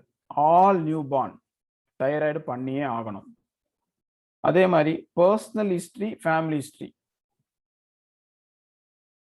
குடும்பத்துல தைராய்டு டிசார்டர் இருந்தாலும் சரி, பர்சனல் இது இருந்தாலும் கண்டிப்பா அவங்க வந்து தைராய்டு டெஸ்ட் கண்டிப்பா பண்ணிக்கணும். Auto immune diseases, type 1 diabetes, rheumatoid arthritis, sarcoidosis, amyloidosis, அந்த மாதிரி ஸ்ட்ராங் ஆட்டோ இம்யூன் கண்டிஷன்ஸ் இருக்கிறவங்க வந்து தைராய்டு செக் பண்ணிக்கிறது நல்லது. ஏன்னு பார்த்தீங்கன்னா ரொம்ப காமனா தைராய்டு, கிரானிக் தைராய்டு அஃபெக்ட் ஆகுறதுங்கன்னு பார்த்தீங்கன்னாக்கா ஆட்டோ இம்யூன் தான் பேக்ரவுண்ட். அதே மாதிரி நெக் எராடியேஷன், ஏதாவது ஒரு சர்ஜரி, நெக்ல வந்து ஒரு சர்ஜரி பண்ணியிருக்காங்க, இல்லை ஒரு ரேடியாலஜிக்கலி ட்ரீட்மெண்ட் எதுவும் கொடுத்துருக்காங்க வேற ஏதோ ஒரு டிசீஸ்க்காக, இல்லை ஒரு கேன்சர், ஒரு ரேடியோ தெரப்பி கேன்சருக்காக போயிட்டு இருக்காங்க, இவங்க எல்லாருக்குமே தைராய்டு பாதிக்கும். ஸோ அதனால இந்த ட்ரீட்மெண்ட் போறவங்களுக்கும் தைராய்டு கண்டிப்பாக பார்க்கணும். ஜெனட்டிக் டிசார்டர்ஸோட பிறக்கிற குழந்தைகள், Down syndrome, Turner syndrome, autism உள்ள குழந்தைங்களுக்கு எல்லாத்துக்குமே தைராய்டு நிச்சயமா செக் பண்ணி பார்த்துக்கணும். காமனா ஃபீமேல் 35 இயர்ஸ் ஆயிடுச்சுனாக்கா கண்டிப்பா தைராய்டு டெஸ்ட் பண்ணணும். ஃபீமேல்னு வரும்போது 3 விஷயம் நீங்க நல்லா ஞாபகம் வச்சுக்கணும். Puberty, postmortem and menopausal. இந்த 3 ஸ்டேஜ்லையும் கண்டிப்பா தே ஆர் வெரி வெரி, அவங்க ரொம்ப பாதிக்கப்படுறதுக்கான வாய்ப்புகள் ரொம்ப அதிகம் ஃபீமேல்ஸ். ஸோ இந்த 3 ஸ்டேஜ்லையும் பார்த்தீங்கன்னா தைராய்டு மனசுல வச்சுக்கோங்க. ஏன்னா நிறைய பேஷண்ட்ஸ் அந்த ஸ்டேஜில் வருவாங்க உங்ககிட்ட, மென்சுரல் ப்ராப்ளம்ஸ்னு வருவாங்க, நிறைய முடி கொட்டுது டாக்டர்னுவாங்க, ஸ்கின்ல ப்ராப்ளம் வருதுன்னுவாங்க, இதெல்லாம் வரும். நம்ம மைண்ட்ல வந்து தைராய்டு இருக்கணும் எப்பவுமே, ஏன்னா அதை செக் பண்றது ரொம்ப முக்கியம். எல்டர்லி பேஷண்ட்ஸ் அஃப்கோர்ஸ் ஒரு 60 வயசுக்கு மேலே, 65 வயசுக்கு மேலே வரலாம், அப்போ பண்ணணும். First trimester of the pregnancy ரொம்ப முக்கியம்.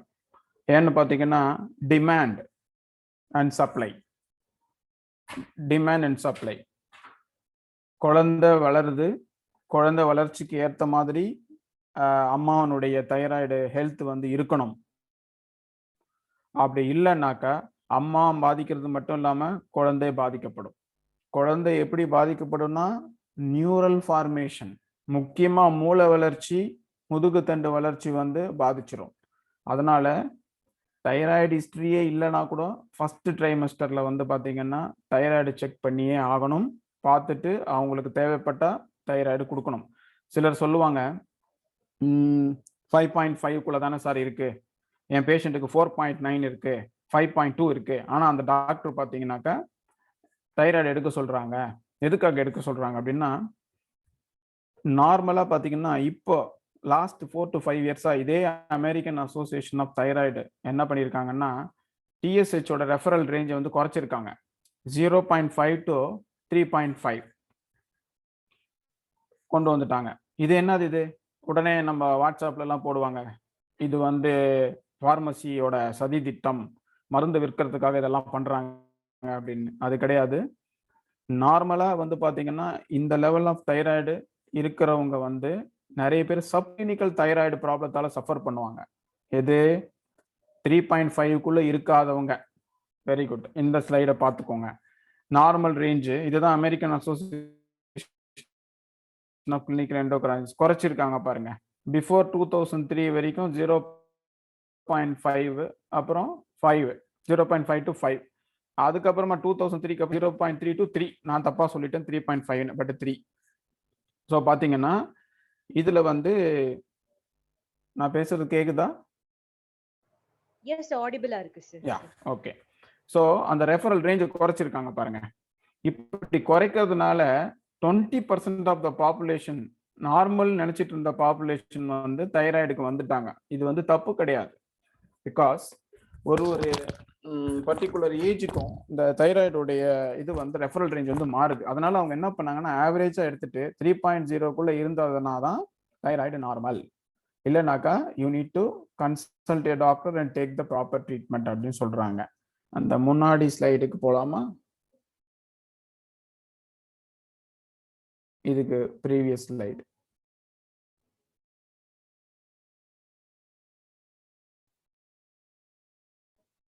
எஸ். ஸோ அப்போ வந்து ரெஃபரல் ரேஞ்ச் மாறி இருக்கு. ஸோ ஒரு பிரெக்னென்ட் உமன் வந்து 4.9, 5.5 இருந்தாங்கன்னா any time she can become a hypothyroid. அப்போ தெரியாம போகுன்றதுக்காக தான் ஒரு பாதுகாப்புக்காக முதலே கொடுக்குறாங்க. அதில் தப்பு கிடையாது, தப்பும் கண்டுபிடிக்காதீங்க. அதே மாதிரி 6 weeks to 6 months of post partum. நான் சொன்னேன் இல்லையா, post partum thyroiditis and post partum hypothyroid ரொம்ப காமன். ஏன்னா பிரெக்னன்சி முடிஞ்சதுக்கு அப்புறம் மதர் ஃபேமிலியோட மொத்த அட்டென்ஷனும் பார்த்தீங்கன்னா குழந்தை மேல தான் இருக்கும், மதரோட ஹெல்த் மேல இருக்காது. அதே சமயத்துல வந்து அவங்க வந்து லாக்டேட்டிங், குழந்தைக்கு பால் கொடுக்குறாங்க, நர்சிங் பண்றாங்க, எல்லாம் பண்ணும்போது அவங்களோட thyroid health is very very important. Up to 6 months வந்து நீங்க தைராய்டை வந்து கவனமா பார்த்துக்கணும். Post partum period, that is also அதுவும் வந்து ஒரு important period for thyroid. Patients வந்து கொலஸ்ட்ரால், நீங்க வந்து நார்மலா ஒரு கொலஸ்ட்ரால் பாக்குறீங்க, 35 வயசு தான் இருக்கு, ஆனா கொலஸ்ட்ரால் வந்து ரொம்ப அதிகமா இருக்கு அந்த பேஷண்ட்டுக்குன்னா உங்க மைண்ட்ல உடனடியா தைராய்டு தான் ஞாபகத்துக்கு வரணும். ஏன்னா thyroid complaints are especially hypothyroid complaints are directly linked to the lipid, அதாவது கொலஸ்ட்ரால் டிஸ்லிபிடிமியா. இந்த ப்ராப்ளத்தோட வந்து அது டைரக்டா கனெக்ஷன் உள்ளது. அதனால மைண்ட்ல வச்சுக்கோங்க. லிபிட் ப்ரொஃபைல்ல எதனா ப்ராப்ளம் யங் ஏஜ்ல வந்ததுன்னா, யங் ஏஜ்னு கிடையாது, எந்த ஏஜ்ல வந்ததுனாலும் அப்நார்மலா இருந்தாலும் ஒரு தைராய்டு ஒரு டெஸ்ட் பார்த்துருங்க. பார்த்துட்டீங்கன்னா ரொம்ப நல்லது. ஏன்னா அதுக்கான காரணம் தெரிஞ்சு அதை ட்ரீட்மெண்ட் பண்ணோம்னா தட் இஸ் ஆல்வேஸ் பெட்டர். ஃபைனலா என்ன சொல்றாங்க அமெரிக்கன் தைராய்டு அசோசியேஷன் அப்படின்னு பார்த்தீங்கன்னாக்கா, 35 வயசு ஆயிடுச்சுனாலே அட்லீஸ்ட் எவ்ரி 5 years இல்லை 2 years ஒன்ஸ் தைராய்டு டெஸ்ட் கண்டிப்பாக எல்லாருமே பண்ணிக்கணும். இது வந்து ஒரு ஜென்ரல் ஹெல்த், தைராய்டு வந்து பண்ணிக்கணும், அதில் எந்த தப்பும் கிடையாது. அதுதான் வந்து அவங்க சொல்லியிருக்கிற கைட்லைன்ஸ். அதை தான் இப்போ உலகம் ஃபுல்லாக ஃபாலோ பண்ணுறாங்க.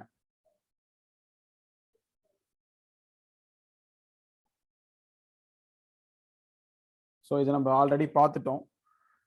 ஸோ அடுத்தது போயிடலாம். S, investigations.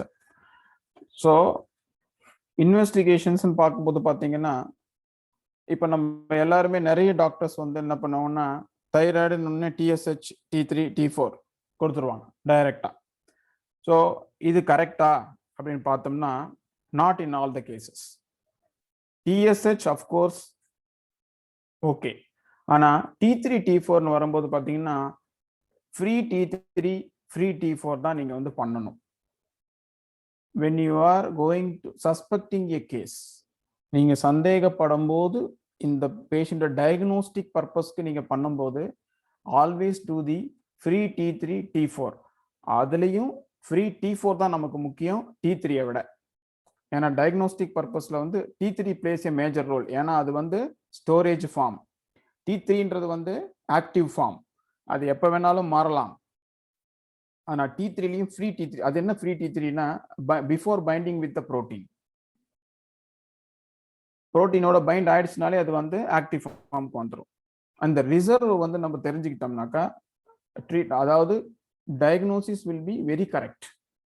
சரி, அப்போ நார்மல் T3 T4 யாருக்கு பார்ப்பாங்க அப்படின்னீங்கன்னா the patients those who are taking allopathic medicines, அதாவது ஆல்ரெடி அலோபதிக் மெடிசன்ஸ் எடுத்துட்டு இருக்காங்க பாத்தீங்களா, எல்ட்ராக்சின், தைராக்சின், தைரோனாம், இந்த மாதிரி மாத்திரைலாம் எடுத்துட்டு இருக்காங்க இல்லைங்களா, லீவோ தைராக்சின், அவங்களுக்கு தான் T3 T4ன்றது வந்து, அதாவது ஜென்ரல் T3 T4 அப்படின்றது வந்து ஹெல்ப்ஃபுல்லா இருக்கும்.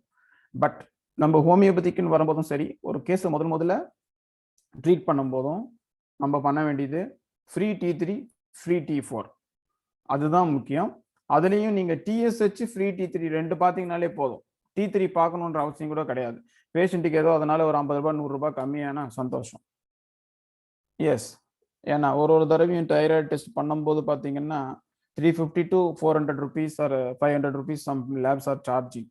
அதனால நம்ம ஒரு மாசமும் பேஷண்ட் மேல வந்து இந்த பேர்டன் கொடுக்க முடியாது, எல்லாரும் அஃபோர்ட் பண்ண முடியாது. அது ஒரு காரணம். ஸோ அதான் ஃப்ரீ T3 தான் பயாலஜிக்கலி ஆக்டிவ் தேன் டோட்டல் T4. அதனால நீங்க FT4 தான் பண்ணணும். அடுத்தது இந்த ஆன்டி-TPO, அந்த ஆன்டிபாடிஸ். இப்போ ரீசன்ட் பாஸ்ட்ல நம்ம எல்லாருமே ஆன்டிபாடிஸ் பார்க்குறோம், ஆன்டி-TPO பார்க்குறோம், ஆன்டி தைரோகுளோபின் பார்க்குறோம். ஆனால் அது ஏன் பார்க்குறோம், எதுக்கு பார்க்குறோம், அதனோட கிளினிக்கல் இம்பார்ட்டன்ஸ் என்னன்றதை நம்ம தெரிஞ்சுக்கணும். இந்த ஆன்டிபாடிஸ்ன்றது பார்த்தீங்கன்னா டயக்னோசிஸ்ல இதுக்கு வந்து வேல்யூவே கிடையாது. ட்ரீட்மெண்ட் கைடிங்லயும் இதுக்கு வந்து இது வேல்யூ கிடையாது. அதனால நீங்க வந்து ஆன்டி-TPO டெஸ்ட் பண்ணீங்கன்னா மோர் தென் 1000 காமிக்கும் ரொம்ப சிவியர் பேஷண்ட்ல.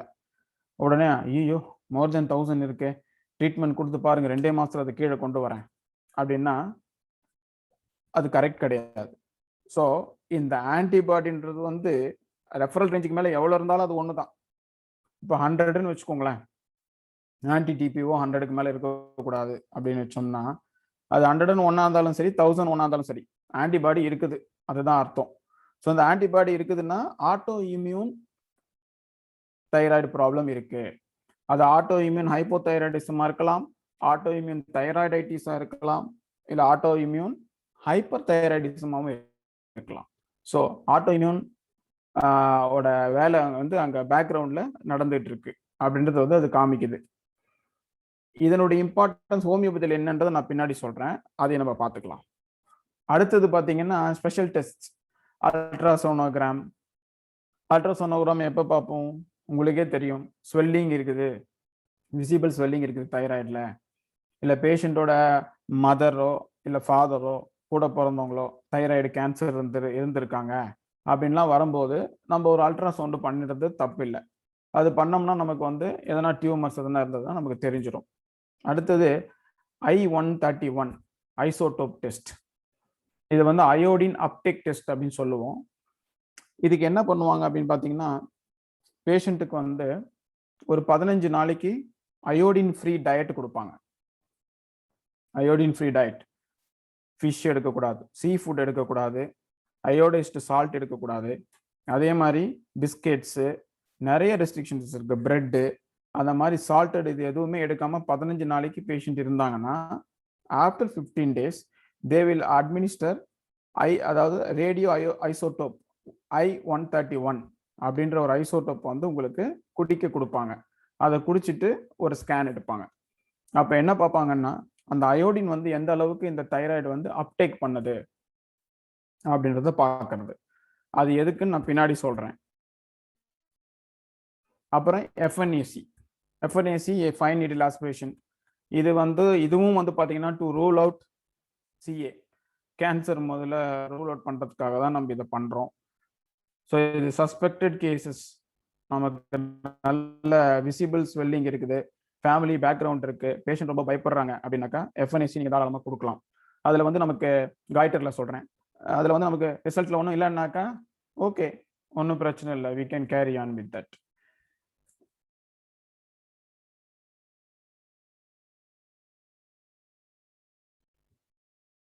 Okay, key points. ஒரு தைராய்டு ப்ராப்ளத்திலேயே நம்ம ஒரு இன்வெஸ்டிகேஷன் பண்றோம் அப்படின்னாக்கா அதுல என்ன நம்ம முக்கியமா பார்க்கணும் நம்ம எதுக்காக அந்த டெஸ்ட் பார்க்குறோம்? எல்லாருக்கும் T3 TSH எழுதி கொடுத்துட்டா முடிஞ்சு போச்சா? கிடையாது. நம்ம எதுக்காக பார்க்குறோம்? திருப்பி அந்த பேஷண்ட்டுக்கு ட்ரீட்மெண்ட் கொடுத்துட்டு அங்க வரும்போது எது நம்ம திருப்பி ரிப்பீட் பண்ணி பார்க்கணும். இது ரொம்ப முக்கியம். இதுல வந்து தனித்தனியா கொடுத்துருக்கேன். Thyroiditis. Thyroiditis inflammation condition, thyroid problem. இதுல வந்து பாத்தீங்கன்னா T3 T4 TSH எல்லாமே யூஸ்வலா நார்மலா தான் இருக்கும். தைராய்டு ஸ்டிமுலேட்டிங் ஆன்டிபாடி அதுவும் நார்மலா தான் இருக்கும். இது என்னன்னு பாத்தீங்கன்னா இந்த ஆன்டிபாடி இருக்கு பாத்தீங்களா, தைராய்டு ஸ்டிமுலேட்டிங் ஆன்டிபாடி. இது வந்து தைராய்டை போய் அன்னெசரியா ஸ்டிமுலேட் பண்ணி செக்ரேட் பண்ண வைக்கும். ஸோ இந்த டெஸ்ட் வந்து அவைலபிளா இருக்கு. பட் இது கொஞ்சம் எக்ஸ்பென்சிவ் டெஸ்ட். ரிசர்ச் லெபார்டரிஸ்ல எல்லாம் முதல்ல இருந்தது. இப்போ நார்மல் லேப்ல கூட ஓரளவுக்கு ஹைடெக் லேப்ல எல்லாம் இருக்கு. அதனால அதை யூஸ் பண்ணலாம் தேவைப்பட்டா. அப்புறம் இஎஸ்ஆர் வந்து ரொம்ப மார்க்டா எலிவேட்டடா இருக்கும். எதுலன்னு பாத்தீங்கன்னா தைராய்டைட்டிஸ். இந்த தைராய்டைட்டிஸ்ல தான் பேஷண்ட் ஒரு கம்ப்ளைண்ட் சொல்லுவாங்க, பெயின் இருக்கு இங்க சொல்லுவாங்க, இங்கெல்லாம் வலிக்குது சார் அப்படின்னா. It's a local acute inflammation. So அப்படி சொன்னாங்கன்னாக்கா எப்போ லோக்கல் டெண்டர்னஸ் சொல்றாங்களோ அப்போ வந்து தைராய்டைட்டிஸை வந்து நம்ம சஸ்பெக்ட் பண்ணணும் கண்டிப்பா. அதே மாதிரி இது ஒரு self limiting disease acute thyroiditis. கொஞ்ச நாள் இருந்துட்டு அதுவே போயிடும். 3 TSH எல்லாம் பார்த்தோம்னா ஓரளவுக்கு இதுக்கு ஃபர்தரா ட்ரீட்மெண்ட் கொடுக்கணுமா இல்லை ரிசால்வ் ஆயிடும்னா விட்டுடலாம். தைராய்டைட்டிஸ்க்கு நிறைய ரீசன்ஸ் இருக்கு. வைரல், பாக்டீரியல், ஃபங்கல், நிறைய ரீசன்ஸ் இருக்கு. அடுத்து வந்து வர பார்த்தீங்கன்னா சப் அக்யூட். இதுக்கு 2-3 பேர் இருக்கு. சைலண்ட் தைராய்டைட்டிஸ், போஸ்ட்மார்ட்டம் தைராய்டைட்டிஸ் ரொம்ப காமன். இது வந்து மோஸ்ட் ஆஃப் த ஹைப்போதைராய்ட்ஸ் வந்து பாத்தீங்கன்னா இது போஸ்ட்மார்ட்டம் தைராய்டிஸ், இதுல சைலண்ட் தைராய்டைட்டிஸ்ல தான் வரும். இந்த மாதிரி கேசஸ் வரும்போது பாத்தீங்கன்னா நீங்க வந்து ஹைப்போதைராய்டிசம் தான் அவங்க வருவாங்க ஃபர்ஸ்ட். நீங்க ட்ரீட்மெண்ட் கொடுக்க ஆரம்பிச்ச உடனே பாத்தீங்கன்னா after some time they will move to hypothyroidism. It is called shift from hypo to hyper. இதுக்கு எக்ஸாம்பிள் நான் உங்களுக்கு ஒரு கேஸ் ப்ரெசென்ட் பண்றேன், அதுல இருக்கும். அது தெளிவா தெரிஞ்சிடும் உங்களுக்கு. ஸோ அப்போ நீங்க வந்து ஹோமியோபதிஸ்க்கு என்ன ஒரு குழப்பம் வரும்னா, நம்ம வந்து மெடிசன் அதிகமாக கொடுத்துட்டோமோ, மெடிசினல் அக்ரவேஷன் ஆயிடுச்சோ அப்படின்னு சொல்லிட்டு ரொம்ப கன்ஃபியூஸ் ஆவாங்க. பட் இது நேச்சுரலாக நடக்கக்கூடிய ஒரு shift. It can happen any time. So அதனால தான் இதை சைலண்ட் தைராய்டைட்டிஸ் அப்படின்னு சொல்றோம். ஸோ அதனால வந்து ஒரி பண்ண தேவையில்லை. பட் அக்கார்டிங்லி நீங்க வந்து டோசேஜ் அட்ஜஸ்ட்மெண்ட் பண்ணிட்டீங்கன்னா ப்ராப்ளம் ஒன்றும் இருக்காது.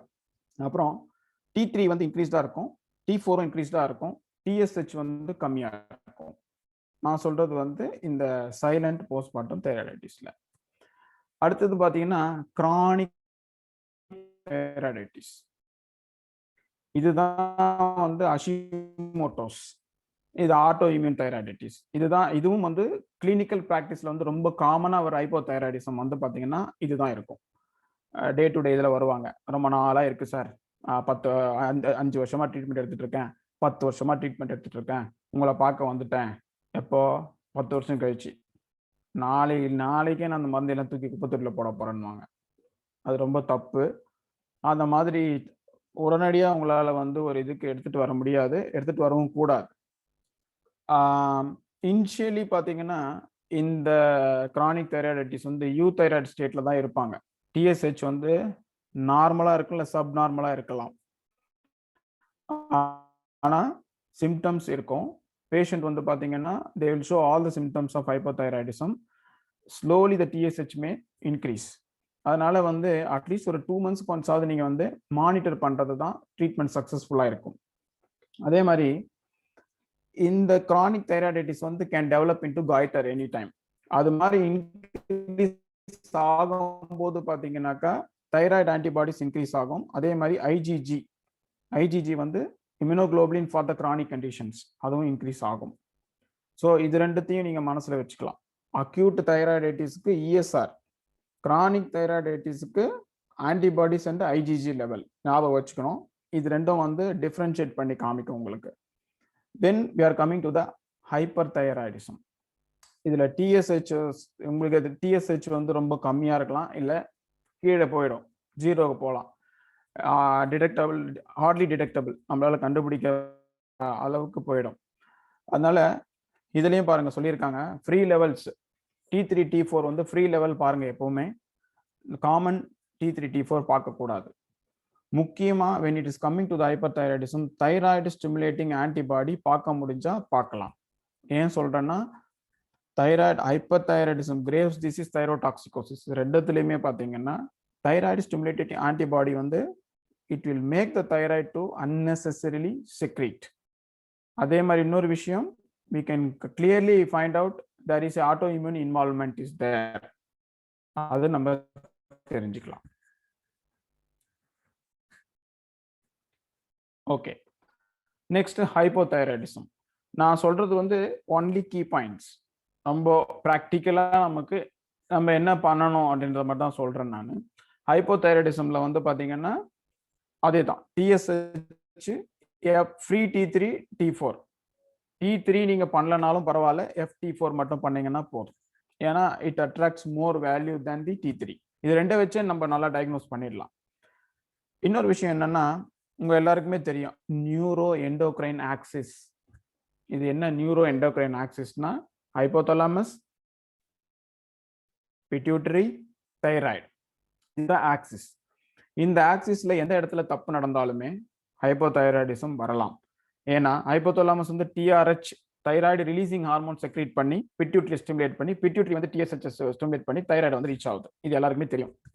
சரி, இதுல வந்து ஹைப்போதைராய்டிசம் வந்து பிரைமரியா இருக்கா, அதாவது தைராய்டு கிளாண்ட்ல ப்ராப்ளம் இருக்கிறதுனால ஹைப்போதைராய்டிசம் வந்திருக்கா, இல்ல அதுக்கு மேல இருக்கிற ஆர்டர் பிட்யூட்டரிலேயோ இல்லை ஹைப்போதலாமஸ்லயோ எதனா ப்ராப்ளம் வர்றதுனால தைராய்டு ப்ராப்ளம் இருக்கா அப்படின்றத கண்டுபிடிக்கணும் அப்படின்னு நினைச்சீங்கன்னா TRH அட்மினிஸ்ட்ரேஷன், அதாவது இந்த தைராய்டு ரிலீசிங் ஹார்மோன் இருக்கு இல்லையா, இதை வந்து இன்ஜெக்ட் பண்ணுவாங்க சிந்தட்டிக் ஃபார்ம்ல. அது இன்ஜெக்ட் பண்ணும்போது என்ன ஆகும்னா TSH வந்து எலிவேட் ஆகணும். அதானே கரெக்ட்? TRH உள்ள போன உடனே TSH வந்து எலிவேட் ஆகணும்.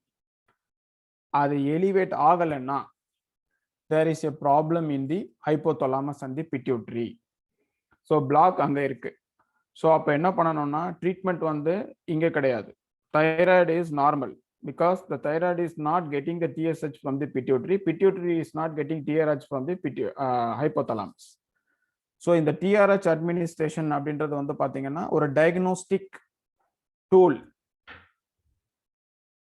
ஒருவேளை நீங்க TRH கொடுத்ததுக்கு அப்புறம் TSH இன்க்ரீஸ் ஆச்சு அப்படின்னாக்கா it is known as primary hypothyroidism. ஏன்னா TRH கொடுத்ததுக்கு அப்புறம் TSH செக்ரீட் ஆனதுக்கு அப்புறம் தான் தைராய்டு வேலை செய்யுது. ஸோ அப்போ என்ன அர்த்தம்னா தைராய்டு வந்து சரியா வேலை செய்யல, TSH வந்ததுன்னா வேலை செய்யுதுப்போ அது primary hypothyroidism. we can conclude. LDH and CKP இது வந்து நம்ம தைராய்டுல வந்து நினைச்சு பார்க்கறது இல்லை இந்த டெஸ்ட். LDH இப்போ ரொம்ப பாப்புலரான டெஸ்ட் ஆயிடுச்சு, டி டைமர், LDH இதெல்லாமே. பட் இந்த LDH and CKP இதுக்கு என்ன இம்பார்ட்டன்ஸ் ஹைப்போதைராய்டிசம்லன்னு பார்த்தீங்கன்னா தைராய்டு வந்து T4ல இருந்து T3க்கு கன்வெர்ட் ஆகணும். ஏன்னா T4ன்றது இன்ஆக்டிவ் ஃபார்ம், T3 ஆக்டிவ் ஃபார்முக்கு மாறணும்னா it happens in the liver and kidney majorly. So அப்போ கிட்னிலையும் லிவர்லையும் மேஜரா இது நடக்கிறதுனால இந்த ரெண்டும் பார்த்தீங்கன்னா எலிவேட் ஆயிருந்ததுன்னா suppose it shows that there is problem in the liver and kidney. So when the liver and kidney is under the problem, T4 is not actively converted into T3, so the patient may suffer. So அதனால இந்த LDH CKP நீங்க எப்போ பண்ணலாம் அப்படின்னு தெரிஞ்சதுன்னா எல்லாம் நார்மலா இருக்கு, பட் ஆனால் patient is suffering from hypothyroid complaints அப்படின்னும் போது இது ரெண்டுத்தையும் நீங்க பாத்தீங்கன்னா இட் வில் ஹெல்ப். கிளினிக்கலா, அதாவது இன்வெஸ்டிகேஷன்லாம் முடிஞ்சு போச்சு, கிளினிக்கலா நம்ம வந்து எப்படி கண்டுபிடிக்கலாம் அப்படின்னா ஒரே ஒரு டெஸ்ட் இருக்கு, ஒரு ரிஃப்ளக்ஸ் டெண்டோ அக்கிலிஸ், நம்ம காலுக்கு பின்னாடி இருக்கிற டெண்டோ அக்கிலிஸ் அதோடைய ரிஃப்ளக்ஸ். அது எப்படி பண்ணுவீங்க, பேஷண்ட்டை வந்து ஓவர் த அப்டமன் குப்புற படுக்க வச்சுட்டு காலை வந்து ஒரு பின்னோக்கி மடக்கி இருப்பார். அப்ப நீங்க என்ன பண்ணுவீங்கன்னா அந்த பாதத்தை வந்து இப்படி அழுத்தி பிடிச்சீங்கன்னா இந்த இடத்துல டெண்டோ அக்கிலிஸ் வரும். அப்ப நீங்க வந்து அந்த ரிஃப்ளெக்ஸ் பண்ணும்போது ஒரு ரிலாக்ஸ் வரும், கண்ட்ராக்ஷன் ரிலாக்ஸேஷன். இந்த ரிலாக்ஸேஷன் டெண்டோ அக்கிலிஸ், நான் கையை வச்சு காட்டுறேன், கையில பண்ணாதீங்க, காலில் பண்ணணும். ஸோ சரி, இந்த டெண்டோ அக்கிலிஸ் ரிஃப்ளெக்ஸ் வந்து ஸ்லக்கிஷா இருக்கும். In case of hypothyroidism, it will be slower release ஆகும். அப்போ இது ஒரு கிளினிக்கல் ஃபைண்டிங். ஸோ அதே மாதிரி anti TPO and anti thyroglobulin antibodies ஹைப்போதைராய்டில் வந்து to analyse the auto immune background அதை தெரிஞ்சுக்கலாம். ஆனால் பேஷண்ட்டுக்கிட்ட எப்பவுமே அஷூரன்ஸ் கொடுக்காதீங்க. ஏன்னா பேஷண்ட் அதை பார்த்துட்டு உங்ககிட்ட பயந்து கேட்பாரு, என்ன டாக்டர் இது 1000க்கு மேலே இருக்கு, ட்ரீட்மெண்ட் கொடுத்தா எப்போ குறையும் அப்படின்னா, நீங்கள் சொல்லி இங்கே ட்ரீட்மெண்ட் கொடுத்து 2 மாதத்தில் அது கீழே கொண்டு வரோம் பாருங்க, அந்த மாதிரி சொல்லக்கூடாது. ஏன்னாக்கா அது அவ்வளோ சீக்கிரத்தில் கீழே வராது. அது வரலன்றதுக்காக ட்ரீட்மெண்ட் சக்சஸ்ஃபுல்லும் கிடையாது. நம்ம பார்க்க வேண்டியது TSH, T3, T4 அதுதான். We'll go to next slide.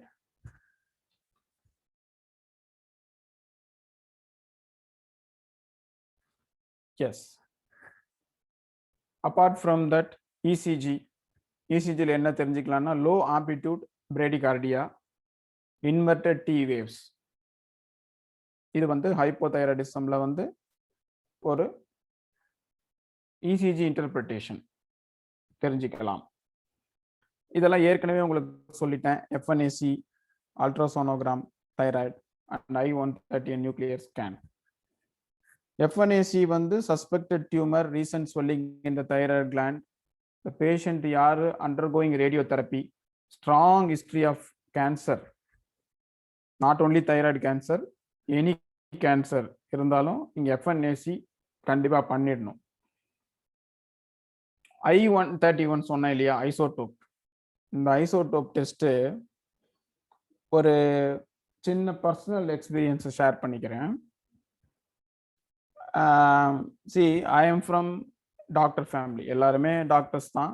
அப்படி இருந்தாலும் சொல்றேன் பாருங்க எப்படி ஒரு இக்னோரன்ஸ் இருந்திருக்குன்னு. till I gone to MD to do Father Muller's. Father Mullerல MD பண்ணும்போது த்ரோட் இன்ஃபெக்ஷன் இருந்ததுன்னு சொல்லிட்டு நான் ENT டிபார்ட்மெண்ட்டுக்கு போனேன். அங்க ஒரு பக்கம் ஹோமியோபதி இருக்கும், ஒரு பக்கம் மெடிக்கல் காலேஜ்.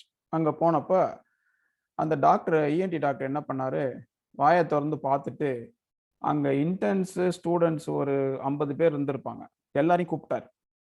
எல்லாரும் வந்து எட்டி அப்படியே பார்த்தாங்க வாயில. எனக்கு ஒரு நிமிஷம் ரொம்ப பயமா போயிடுச்சு. ஏதோ சரியான ப்ராப்ளம் தான், மாட்டிக்கிட்டோம் போல இருக்கு நம்ம. அவரு நாக்க காசுல பிடிச்சவர் விடவே இல்லை. எல்லாரும் பார்த்துட்டீங்களா, எல்லாரும் பார்த்துட்டீங்களா, நல்லா பார்த்துட்டீங்களா, இது எங்கேயும் போனாலும் கிடைக்காது, நல்லா பாருங்க, நல்லா பாருங்கன்றாரு. சரி, என்னடா இவர் இவ்வளவு இதுவா பார்த்துட்டு இருக்காருன்னு எனக்கு ஒரே பயம், வயித்த கலக்க ஆரம்பிச்சிருச்சு. எல்லாம் பார்த்த மனுஷன் ஒண்ணுமே சொல்லலை என்கிட்ட. சரி, you go and do the thyroid profile and come and meet me next week அப்படின்னாரு. நான் போய் தைராய்டு எல்லாம் கொடுத்துட்டு மெடிக்கல் காலேஜில் வாங்கி பார்க்குறேன். என்னோட TSH வந்து 26. ஃபர்ஸ்ட் டைம் பார்க்குறேன் நான்.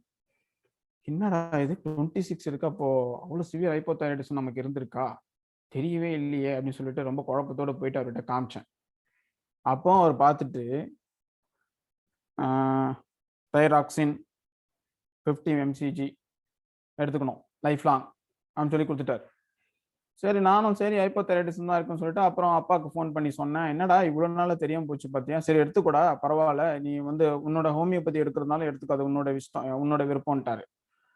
சரின்னு சொல்லிட்டு நான் என்ன பண்ணேன், நாம தான் எடுக்க மாட்டோமே, சரின்னு சொல்லிட்டு வந்துட்டு நானே உட்காந்து கேஸ்லாம் இது பண்ணி என் சீனியர்ஸ் எல்லாம் இருந்தாங்க, அவங்கெல்லாம் வந்து டிஸ்கஸ் பண்ணிட்டு உனக்கு இதுதான்டா சூட் ஆகும் அப்படின்னு சொல்லிட்டு நேட்ரமியூர், லைக்கோபோடியம் இப்படிலாம் செலக்ட் பண்ணி கொடுக்க ஆரம்பிச்சாங்க. மெடிசன்ஸ் எடுக்க ஆரம்பித்தேன். அப்புறம் பார்த்தீங்கன்னா I developed constant itching sensation in the bottom of the tongue. பயங்கர இச்சிங், உள்ள குறுன்னு ரொம்ப அன்ஈஸியாக இருந்தது எனக்கு மருந்து எடுக்க ஆரம்பிச்சிலிருந்து. அப்புறம் நான் என்ன பண்ணேன், எக்ஸாம்ஸ் எல்லாம் வந்தது, ஹோமியோபதியும் எடுக்கல, அலோபதியும் எடுக்கல. பாருங்க, டாக்டர்ஸ் தான் புவர் பேஷண்ட்ஸ்ன்னு சொல்லுவாங்க, ரொம்ப கேவலமாக ஹெல்த்தை பார்த்துக்கிறது டாக்டர்ஸ் தான். விட்டுட்டு எல்லாம் முடிஞ்சு MD எல்லாம் முடிஞ்சு சென்னைக்கு வந்து கிளினிக்லாம் ஸ்டார்ட் பண்ணி எல்லாம் போயிட்டு இருக்கு. அப்போ ஒரு நாள் என்ன ஆச்சுனாக்கா, திடீர்னு ஞாபகம் வருது, நம்ம தைராய்டு இருந்ததே நம்ம பார்க்காம விட்டுட்டோமே, போய் பார்க்கலான்னு திருப்பி போய் தைராய்டு பண்ணேன். தைராய்டு பண்ணப்போ பார்த்தீங்கன்னாக்கா 35 காமிச்சது TSH. அதை பார்த்தோன்னே ரொம்ப பயம் ஆயிடுச்சு, என்னடா இது நம்ம இவ்வளோ கேர்லெஸ்ஸாக இருக்குமே சொல்லிட்டு. அப்புறம் நம்ம பக்கத்துலேயே எனக்கு ஒரு ஃப்ரெண்டு, அவங்க வந்து ஒரு சோனாலஜிஸ்ட், அவங்க எனக்கு ரொம்ப க்ளோஸ் ஃப்ரெண்ட் அவங்க. நல்ல டாக்டர். அவங்ககிட்ட போனேன். என்ன சார் அப்படின்னாங்க. என்ன டாக்டர் இந்த மாதிரி வந்திருக்கு, எனக்கு அப்பவே சொன்னாங்க. நீங்க வந்து வாங்க சார், ஒரு அல்ட்ராசவுண்ட் பண்ணுவோம் தைராய்டு பண்ணிட்டு, அதுக்கப்புறமா நம்ம யாராவது ஒரு எண்டோக்ரைனாலஜிஸ்ட்டை கூட நீங்க கன்சல்ட் பண்ணுங்க சார், இதே மாதிரி இருக்கிறது நல்லது இல்லை அப்படின்னாங்க. அப்புறம் அவங்க கேட்டாங்க, உங்களுக்கு குழந்தைலாம் இருக்கான்னாங்க. ஏதோ இருக்கு மேடம் கடவுள் புண்ணியத்தில் அப்படின்னு. அப்புறம் படுங்க அல்ட்ராசவுண்டை பண்ணிடலாம் அப்படின்னாங்க. படுத்துட்டு அல்ட்ராசவுண்டு பண்றாங்க பண்றாங்க பண்றாங்க 10 15 நிமிஷம் 20 நிமிஷமா பண்றாங்க. என்ன மேடம் இவ்வளோ நேரமா பண்றீங்கன்னு? சார் போலீஸ் ஸ்டேஷனுக்கு கம்ப்ளைண்ட் கொடுத்துடலாமா அப்படின்னாங்க. எனக்கு உடனே என்னடா இவங்க சொல்றாங்க, நான் எதுவும் தப்பு பண்ணலையே, என்ன மேடம் சொல்றீங்க அப்படின்னு. போலீஸ் ஸ்டேஷன் கம்ப்ளைண்ட் கொடுத்துடலாம் சார். நாங்கள் என்னாச்சுன்னா தைராய்டு காணும் சார் அப்படின்னாங்க. என்ன மேடம் ஜோக் அடிக்கிறீங்க அப்படின்னு. சார் தைராய்டை காணோம், seriously I am searching, thyroid is not there, you don't have thyroid gland அப்படின்ட்டாங்க. அப்புறமா எனக்கு ரொம்ப ஷாக்கிங்காக போச்சு. ரிப்போர்ட்டும் கொடுத்துட்டாங்க. நீங்க வந்து உடனடியாக போயிட்டு ஒரு இஎன்டியை பாருங்க அப்படின்னாங்க. அப்புறம் நம்ம ஃப்ரெண்ட் ஒரு டாக்டர் இருக்கார், இஎன்டி, ரொம்ப சீனியர் மோஸ்ட் சர்ஜன். அப்போதான் அவர் என்ன சொன்னார், வாயை திறன்னாரு. வாயை திறந்து பார்த்தாக்கா he found out I have a lingual thyroid. Lingual thyroid உங்களுக்குலாம் நிறைய பேருக்கு தெரிஞ்சிருக்கலாம், ரொம்ப ரேர் கேஸ் தான். அப்போ பார்த்தீங்கன்னா அவர் சொல்றார், அவர் என்னை விட ரொம்ப சீனியரு, ஆனால் ரொம்ப மரியாதையாக தான் பேசுவார். சத்தியமூர்த்தி சார், இத்தனை நாளா தங்குக்கு பின்னாடி ஒன்று இருக்குது, அது பார்க்கலையா நீங்க அப்படின்னாரு. நான் நினைச்சேன் சார் டேஸ்ட் பட்ஸ்ன்னு நினைச்சேன் சார். அப்படிலாம் நினைக்கக்கூடாது சார் அப்படின்னாரு. என்ன சார் பண்றதுன்னு, உடனடியாக போயிட்டு ஐசோடோப் 131 டெஸ்ட்டை பண்ணுங்க சார்னாரு. அப்போதான் எனக்கு I131 டெஸ்ட்னா என்னன்னு எனக்கு அப்போதான் தெரிஞ்சுது. அப்போ போனப்போ என்ன பண்ணாங்கன்னா, இந்த அயோடின் ஃப்ரீ டயட் 15 days கொடுத்துட்டு, தென் தே அட்மினிஸ்டர்ட் மீ I131 ஒரு ஜூஸ் மாதிரி அதை குடிச்சிட்டு ஐசோடோப் எடுத்தாங்க, டெஸ்ட் ஸ்கேன். அந்த ஸ்கேன் எடுத்தப்போ அதுதான் இதில் கொடுத்துருப்பேன், effective iodine uptake and rule out the ectopic presence of thyroid tissue. Ectopic presence, thyroid இருக்க வேண்டிய இடத்துல இல்லை, வேற எங்கன்னா இருக்கா அப்படின்னு பார்க்க வேண்டியதுதான் அவங்களுடைய கடமை. ஸோ அப்போ பார்த்தப்போ நல்லா it will glow like a star. அந்த பாட்டம் ஆஃப் த டங்ல வந்து ஸ்டார் மாதிரி க்ளோ ஆகுது, அவங்க காமிச்சாங்க. அப்போ வந்து அப்போதான் எனக்கு தெரிஞ்சது, ஓகே இத்தனை நாளாக நம்ம வந்து நார்மல் தைராய்டே இல்லாமல் வளர்ந்துருக்கோம் அப்படின்னு தெரிஞ்சுக்கிட்டு, அப்புறம் அங்கே ஒரு சீனியர் ரேடியாலஜிஸ்ட் இருந்தாங்க, அவங்க கூப்பிட்டு சொன்னாங்க, I am advising like my brother, இதையெல்லாம் நீ கை வைக்காதப்பா, நீ தைரோனாமோ ஏதோ எடுத்துக்கோ, அதை சப்ரஸ் பண்ணு, ஏன்னா it is a very small gland, you don't try to stimulate it. அப்போ தான் நான் யோசித்தேன், இந்த லைக்கோபோடியம் நேட்ரம் எடுத்தப்போ பார்த்தீங்கன்னா it was stimulating the gland. So அதனால் அந்த இடத்துக்கு பிளட் சர்க்குலேஷன் அதிகமாக போனதுனால பயங்கர இச்சிங் அண்ட் இரிட்டேஷன். அப்புறம் நான் நம்ம அலீம் சாரை ஒரு முறை பார்த்தேன், ஒரு மீட்டிங்கில் பார்த்தப்போ அவர் கேட்டேன், சார் இந்த மாதிரி பிரச்சனை இருக்குது, நம்ம மெடிசின்ஸ் எடுத்தாக்க அந்த மாதிரி ப்ராப்ளம் வரணுப்போ அவர் ஒரே வார்த்தை தான் சொன்னார், வேண்டாம்ப்பா அது வந்து ரொம்ப சின்ன கிளாண்டு, அதை நீ ஸ்டிமுலேட் பண்ணினா it may go into some other changes, அதனால நீ ஹோமியோபத்தா இருந்தாலும் நீ இதை தான் எடுத்தாகணும், you need to suppress it, at the same time you supply the required thyroid in the synthetic form அப்படின்னு சொன்னார். இது ஏன் சொல்ல வரேன்னா, நம்ம இந்த மெடிசன் ஃபீல்டில் இருக்கோம், நாமளே நிறைய பேஷண்ட்ஸை ட்ரீட் பண்ணுறோம், ஆனால் இது ஒரு சின்ன ப்ராப்ளம், ஆனால் இது ரேர் ப்ராப்ளம் தான், but we missed out, but luckily nothing happened. So அதனால வந்து இப்போ மெடிசன்ஸ் எடுத்துட்டு இருக்கிறதால it is under control. Next slide. நம்ம மெடிசன்ஸ் எடுக்கிறதுக்கு ட்ரை பண்ணாலும் ஐ ட்ரைட் இன் டிஃப்ரெண்ட் ட்ரைச்சுரேஷன்ஸ். ஒருவேளை சில பேர் சொன்னாங்க, நீ ட்ரைச்சுரேஷன்ஸ்ல எடுத்துப்பாரு, நீ வந்து பொட்டன்டைஸ்டு ஃபார்ம்ல எடுத்தாதான் அதனுடைய ஆக்ஷன் அதிகமாக இருக்கும், ட்ரைச்சுரேஷன்ஸ்ல எடுத்துப்பாரு, அப்புறம் 0 பார்லையும் ட்ரை பண்ணி பாருன்னாங்க. எது ட்ரை பண்ணாலும் வித்தின் 1 வீக்ல பார்த்தீங்கன்னா அந்த சென்சேஷன் ஸ்டார்ட் ஆகிடும். So it will be very difficult, அது பண்ணவும் கூடாது, தப்பு தான். ஸோ எதுக்கு எது எடுக்கணுமோ, நோய் முதல் நாடி அது தணிக்கும் வாய் நாடி வாய்ப்பச் செயல், அப்படி போயிட வேண்டியதுதான். Then classification of the thyroid disorders உங்களுக்கு எல்லாம் தெரியும். பெருசா இல்லை, ஹைப்போதைராய்டிசம்ல வந்து மிக்சடிமா, கிரிட்டினிசம் அண்ட் தைராய்டைட்டிஸ். இதுல முக்கியமா சொல்ல வேண்டியது இந்த கிரிட்டினிசம். இதுதான் நான் ஆரம்பத்திலேயே சொன்னேன், ஒரு பேஷண்ட் ஒரு குழந்தை பிறக்கும் போதே ஏன் வந்து தைராய்டு கிளாண்ட் பண்ணணும் அப்படின்றதுக்கான முக்கியமான இது என்னன்னா, குழந்தையினுடைய மனநலம் உடல் நலம் ரெண்டுமே பாதிக்கப்பட்டுரும். தைராய்டை வந்து செக் பண்ணலன்னா cretinism it affects, badly affects. அதனால அது ரொம்ப முக்கியமாக பார்க்க வேண்டியது. ஹைப்பர் தைராய்டிசம்ல வந்து பார்த்தீங்கன்னா Graves and thyrotoxicosis, goitre, diffuse and multinodular goitre, நியோபிளாசம்ல benign and malignant neoplasm. So நான் என்ன பண்ணியிருக்கேன்னா நாலு கேஸ் ஸ்டடி தான் ப்ரெசென்ட் பண்ண போகிறேன். அது எல்லாத்துலேயும் ஒன்னொன்னுத்துல ஒரு டைப் ஆஃப் கேசஸ் எடுத்திருக்கேன். Because there are very interesting cases. உங்களுக்கு நிறைய அதில் வந்து ஒரு நாலேஜ் கிடைக்கும்ன்றதுனால தான். நெக்ஸ்ட் ஸ்லைட் போகலாம். இது நான் ஆல்ரெடி உங்ககிட்ட சொன்னேன், நியூரோ எண்டோக்ரைனல் ஆக்சிஸ். இது ஏன் வந்து திருப்பி உங்களுக்கு காமிக்கிறேன்னா, நம்ம மெடிசன் ஆக்ட் பண்ற ஆக்சிஸ் இதுதான். பிகாஸ் நம்ம மெடிசன் வந்து சிந்தட்டிக் ஹார்மோன்ஸ் கிடையாது. நம்ம ப்ரிஸ்கிரைப் பண்றதெல்லாம் டைனமைஸ்டு பொட்டன்டைஸ்டு மெடிசன்ஸ். இது என்ன பண்ணும்னா ஸ்டிமுலேட்டரி ஆக்ஷன். இது வந்து ஹைப்போதாலமஸ்ல ஆரம்பிச்சு பிட்யூட்டில ஆரம்பிச்சு தைராய்டு கிளாண்ட் எங்க வேணாலும் இந்த ஆக்சிஸ்ல அது வந்து வேலை செஞ்சு அதை தைராய்டு கிளாண்டை ஸ்டிமுலேட் பண்ணி நேச்சுரல் ஹார்மோன்ஸ் தான் செக்ரீட் பண்ண வைக்குமே தவிர இட் வில் நாட், அது வந்து அதுக்கு மாற்றாக வேற எதையும் நம்ம வந்து உள்ள கொடுக்கறது இல்லை.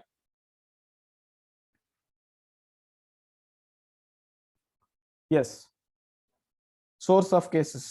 நமக்கு வந்து எப்படி கேசஸ் வருது தைராய்டு, ஒரு ஹோமியோபதி இருக்காருன்னா அவருக்கு எப்படி வருதுன்னு பார்த்தீங்கன்னா 60 to 70% ஆஃப் கேசஸ் பார்த்தீங்கன்னா அலோபதிக் சைட்ல இருந்து தான் வரும்.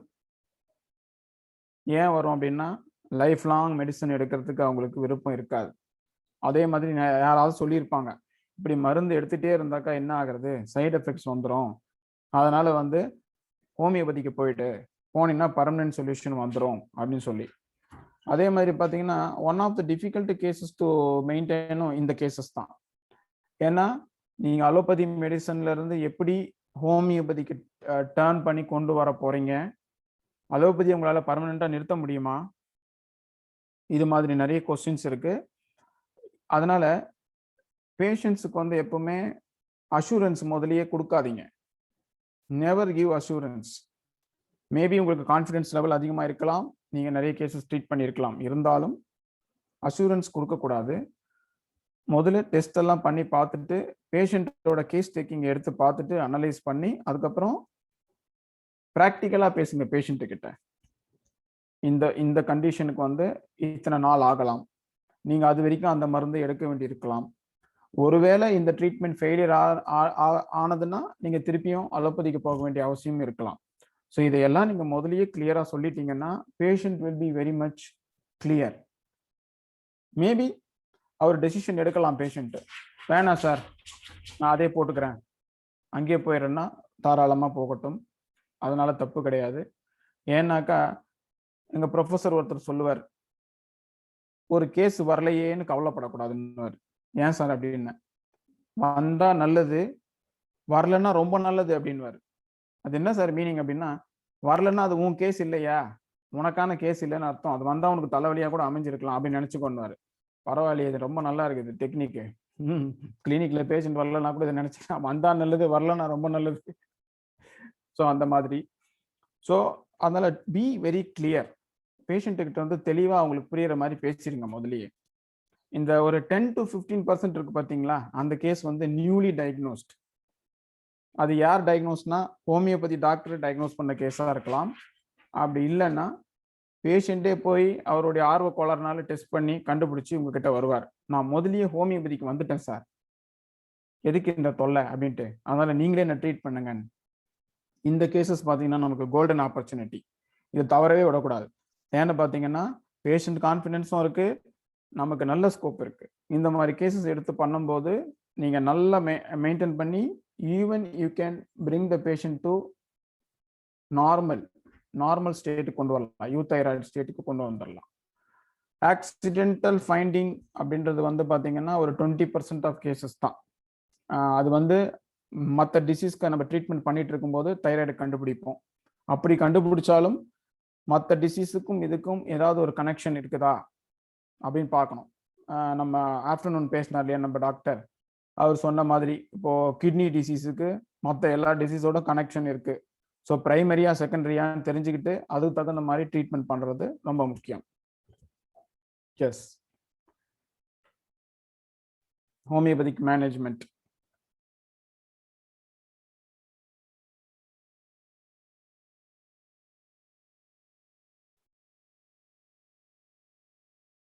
எஸ். ஒரு ஹோமியோபத் வந்து கேஸ் டேக்கிங் எடுக்கும்போது என்னென்ன திங்ஸ் எல்லாம் வந்து ரொம்ப முக்கியமா கவனிக்க வேண்டியது அப்படின்றது தான். ஃபேமிலி ஹிஸ்டரி நம்ம எடுத்துருவோம், அதில் ஒன்றும் இது கிடையாது. அதே மாதிரி இந்த மயாஸ்மேட்டிக் பேக்ரவுண்ட் அப்படின்றது வந்து நானே வந்து இந்த ஒரு கடைசி ஒரு 3 to 4 இயர்ஸாக தான் வந்து இதுக்கான இம்பார்ட்டன்ஸ் கொடுக்க ஆரம்பித்தேன்.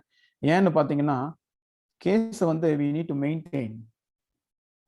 இப்போ நீங்கள் வந்து மெடிசன்ஸ் கொடுக்குறீங்க, டிஎஸ்ஹெச் கடகடன்னு குறைய ஆரம்பிக்குது, லெவலுக்கு வந்துருச்சு, ரொம்ப ஹாப்பி. பேஷண்ட் அடுத்து கேள்வி கேட்குறாரு, மெடிசன்ஸை நிறுத்திடலாமா டாக்டர், இப்போதான் நார்மலுக்கு வந்துருச்சே அப்படின்னு கேட்குறாரு. நீங்களும் சொல்றீங்க தாராளமாக நிறுத்திடுங்க, நிறுத்திட்டு ஒரு 2 months கழிச்சு திருப்பி தைராய்டு எடுத்துட்டு வந்து பாருங்க.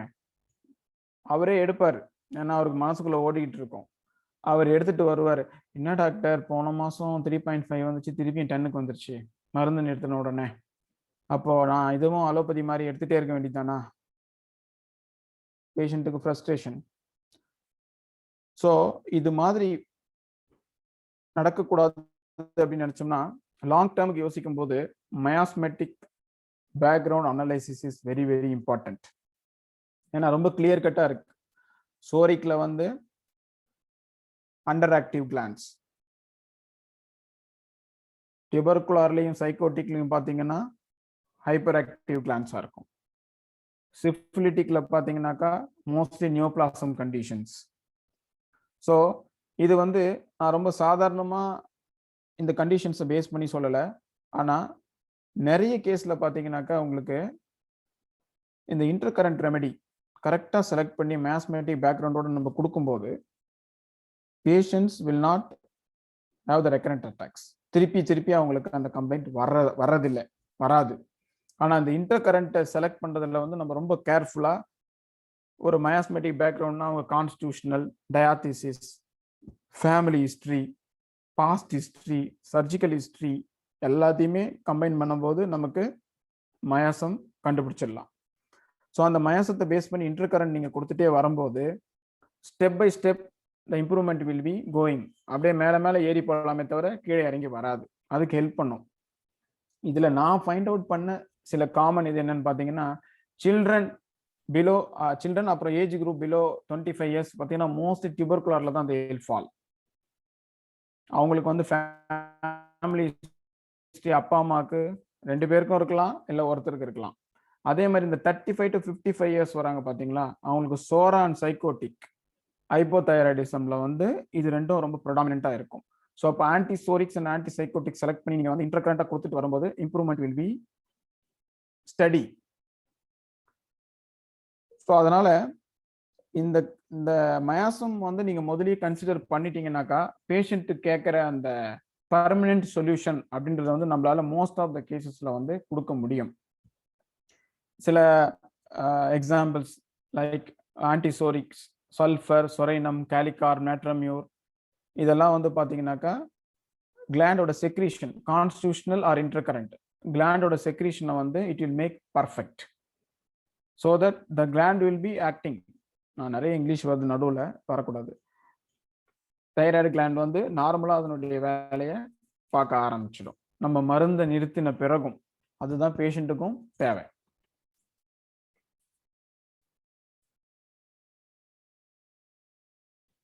சில்ட்ரன் முக்கியமாக ஆட்டோ இம்யூன் பேக்ரவுண்ட் இருக்கிறவங்க சில்ட்ரன்ல பார்த்தீங்கன்னா டியூபர்குலார் மயாசம் தான் வந்து ரொம்ப இம்பார்ட்டண்ட்டாக இருக்கும். அதே மாதிரி கேர்ள்ஸ், யங் கேர்ள்ஸ் இந்த மெனார்கே ஏஜ் வரும்போது வர டியூபர்குலாரில் வந்து பார்த்தீங்கன்னா வரக்கூடிய தைராய்டு ப்ராப்ளம்ல பார்த்தீங்கன்னா சோரா ஆர் டியூபர்குலார் தான் இன்டர்கரண்டாக கொடுத்தாக்கா நல்லா வேலை செய்யும். Tuberculinum also one of the best medicine. நீங்கள் அதை யூஸ் பண்ணணும். எப்போ யூஸ் பண்ணுறீங்கன்னா hyper thyroidism and also thyroiditis இந்த மாதிரி கண்டிஷன்லாம் வந்து நிறைய கேசஸ்க்கு எனக்கு ஹெல்ப் பண்ணியிருக்கு டியூபர்குலினம். அது வந்து உங்களுக்கு அந்த ஆட்டோ இம்யூன் ரியாக்ஷனை வந்து ஒரு நியூட்ரலைஸ் பண்ணக்கூடிய அளவுக்கு இட் வில் ஆக்ட்.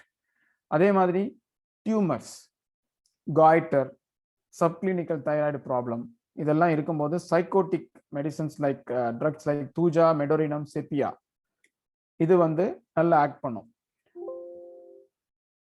ஒரு நிமிஷம்.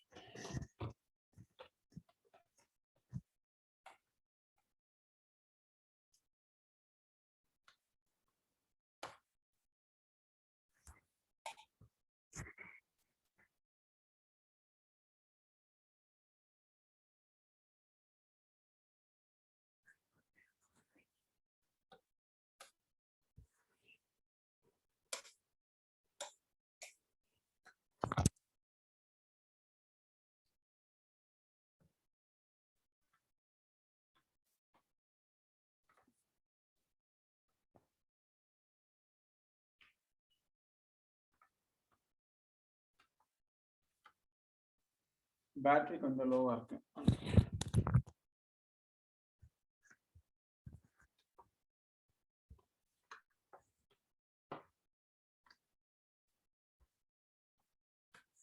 எஸ்.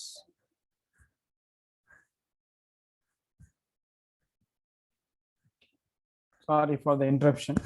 Battery கொஞ்சம் low ஆயிடுச்சு. No problem. Yes. So இந்த டூஜா மெடோரினம் செப்பியா வந்து பாத்தீங்கன்னா இந்த goitre and tumours, cyst, thyroid cyst இந்த மாதிரி கண்டிஷன்லாம் வந்து உங்களுக்கு clinical it will be very very useful to maintain the case. அப்புறம் ஹைப்பர் தைராய்டிசம், அதில் வந்து Graves and thyrotoxicosis, syphilitic and tubercular drugs will act very well. Merxol, iodum, nitric acid, syphilinum, tuberculinum. இது வந்து எப்படின்னா ஒரு more than 300-400 cases ட்ரீட்மெண்ட் பண்ணும்போது நமக்கு வந்து ஒரு ஐடியா கிடைக்கும், ஜென்ரல் ஐடியாஸ். நான் வந்து ரெமெடி ஸ்பெசிஃபிக்காக சொல்ல மாட்டேன், பட் ஆனால் மயாஸ்மேட்டிக்னு வரும்போது these medicines are really helpful. நீங்க வந்து தைரியமா இந்த மெடிசன்ஸ் கொடுக்கும்போது உங்களால you can hold this case for longer and the patient also will get the permanent solution.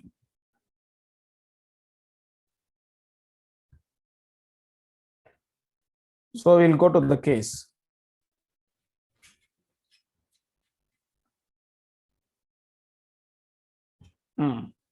இது ஒரு விஷயம் என்னன்னு பாத்தீங்கன்னா, நம்ம ட்ரீட்மெண்ட் தைராய்டுக்குன்னு கொடுக்கும்போது வேற சில விஷயங்களையும் வந்து மனசுக்குள்ள இருக்கணும். அதர் ஃபேக்டர்ஸ் அது வந்து எப்படி ட்ரீட்மெண்ட்டை அஃபெக்ட் பண்ணலாம், அதுல பார்க்கும்போது ட்ரக் ஹிஸ்ட்ரி ரொம்ப இம்பார்ட்டன்ட். ப்ரீவியஸ் ட்ரீட்மெண்ட் ஹிஸ்ட்ரி, இல்லை பேஷண்ட் இப்போ எடுத்துட்டு இருக்காங்கன்னு ஆன்டி டிப்ரெசிவ் ட்ரக்ஸ், அப்புறம் லித்தியம், அமியாட்ரோன், எக்ஸ்போஷர் டு ரேடியேஷன், இந்த ஹிஸ்ட்ரிலாம் இருந்ததுனாக்கா நீங்க கேட்டுக்கோங்க. ஏன்னா இந்த ட்ரக்ஸ் எல்லாம் வந்து டைரக்டா தைராய்டோட ஃபங்க்ஷனை வந்து இட் வில் அஃபெக்ட். லித்தியம்லாம் பார்த்தீங்கன்னாக்கா இந்த மூட் டிசார்டர்ஸ், ஆன்சைட்டி டிசார்டர்ஸ், அந்த மாதிரி டிப்ரெசிவ் மேனியாக் அதுலலாம் வந்து லித்தியம் கொடுப்பாங்க. ஆன்டி டிப்ரெசிவ் அண்ட் இதெல்லாம் வந்து நிறைய பேஷண்ட்ஸ் இப்போ யூஸ் பண்ணுறாங்க சர்வசாதாரணமாக. தூக்கம் வரலன்னு இதை போட்டுக்கிறேன் ஆன்டி டிப்ரெஷனுக்கு, அந்த மாதிரியான ஹிஸ்ட்ரியை வந்து நல்லா கேட்டுக்கோங்க. ஏன்னா இந்த ட்ரக்ஸ் வந்து டைரக்டா it will affect the thyroid function. அது தெரியாம நம்ம ட்ரீட்மெண்ட் கொடுத்துட்டு இருந்தோம்னா treatment will not be effective. So strong family history இருந்ததுன்னா எப்பவுமே we need to rely on patients personal and medicinal background. இது வரைக்கும் எடுத்த மெடிசனை வந்து ரொம்ப இம்பார்ட்டண்டா நம்ம நோட் டவுன் பண்ணிட்டு ட்ரீட்மெண்ட் எடுத்துட்டு இருக்கும்போது அது அப்பப்போ நடுவில் செக் பண்ணிக்கிறது ரொம்ப அவசியம். மைண்ட், ஸோ இதுல மைண்ட் வந்து பாத்தீங்கன்னா childhood, parental care, parental issues, அடல்ட்ஹுட்ல நடக்கக்கூடிய டிப்ரெஷன்ஸ், நியூட்ரிஷனல் டெஃபிஷியன்சிஸ் முக்கியம். ஏன்னு பாத்தீங்கன்னா அயோடின், ஆரம்பத்திலேயே சொன்னேன், அயோடின் தான் வந்து ரொம்ப இம்பார்ட்டன்ட். நார்மலா பாத்தீங்கன்னாக்கா இந்தியன் கவர்மெண்டே பார்த்தீங்கன்னா அயோடின் ப்ரோக்ராம் அப்படின்னு சொல்லி ஆரம்பிச்சாங்க. ஏன்னாக்கா தைராய்டு டிசார்டர்ஸ் நிறைய வந்ததுனால அயோடினோட இம்பார்ட்டன்ஸ் தெரியலன்னு. ஒரு நார்மல் அடல்ட்டுக்கு வந்து பார்த்தீங்கன்னா பர் டேக்கு 150 மைக்ரோகிராம்ஸ் ஆஃப் அயோடின் தேவைப்படுது. இதே ஒரு பிரெக்னென்ட் உமன், லாக்டேட்டிங் உமன் ரெண்டு பேருக்குமே வந்து பார்த்தீங்கன்னா 250 மைக்ரோகிராம்ஸ் பர் டே தேவைப்படுது. சில்ட்ரன் 6 to 12 இயர்ஸ் இருந்தாங்கன்னா அவங்களுக்கு வந்து 150 மைக்ரோகிராம் பர் டே தேவைப்படுது. ஸோ அதனால அயோடைஸ்டு சால்ட்டு, இப்போ அயோடைஸ்டு சால்ட் வந்து எல்லா இடத்துலையுமே அவைலபிளாக இருக்கிறதுனால அதை நம்ம வந்து ரொம்ப பேஷண்ட்ஸுக்கு வந்து we need to advise them. அதே மாதிரி அயோடின் டெஃபிஷியண்டாக இருக்கக்கூடிய சாயிலில் வளரக்கூடிய வெஜிடபிள்ஸ் அண்ட் கீரை, வெஜிடபிள்ஸ் இதெல்லாம் சாப்பிட்றாங்க இல்லையா, அவங்களுக்கும் வந்து பார்த்தீங்கன்னா இந்த மாதிரியான தைராய்டு டிசார்டர்ஸ் வர்றதுக்கு நிறைய வாய்ப்பு இருக்கு. நீங்க பார்த்தீங்கன்னா எண்டமிக் காய்டர் எங்க இருக்கும்னா ஹில் பிளேஸ்ல இருக்கும். ஹிமாலயாஸ், நாட் ஓன்லி ஹிமாலயாஸ், நம்ம தமிழ்நாட்டில் இருக்கக்கூடிய ஊட்டி, கொடைக்கானல், ஏலகிரி இந்த மாதிரியான ஹில் ஸ்டேஷன் எல்லாம் பார்த்தீங்கன்னா goitre will be very very common. ஏன்னு பார்த்தீங்கன்னா அந்த சாயிலில் வந்து அயோடின் வந்து ரொம்ப கம்மியாக இருக்கும். வாட்டரில் வந்து iodine natural source of iodine will be very less. நாங்களே பார்த்தீங்கன்னா எண்டமிக் காய்டர் ப்ரோக்ராம் அப்படின்னு அங்கே ஒரு கொல்லி ஹில்ஸ் கேள்விப்பட்டிருப்பீங்க சேலம் பக்கத்தில், அங்கெல்லாம் போய் இன்டர்ன்ஷிப்பில் பண்ணியிருக்கோம். அவ்வளோ காய்டர் கேசஸ் இருக்கும். ஸ்கூல்ல போய் செக் பண்ணுவோம், ஸ்க்ரீனிங் பண்ணுவோம். அப்போ நம்ம சுதீர் சார் இருந்தார், அவர் தான் எங்களுக்கு டீன். அவர் எங்களை கூட்டிகிட்டு போயிட்டு ஒரு நல்ல எக்ஸ்பீரியன்ஸ் அது ஆக்சுவலாக. அந்த எண்டமிக் ப்ரோக்ராம் வந்து நடத்திட்டு we submitted a report to collector. ஒரு சின்ன ஹில்லி ஏரியாவில் அவ்வளோ endemic goitre because deficiency. So அதனால நான் சொன்ன அந்த அளவு வந்து எல்லாருக்குமே தேவைப்படுது.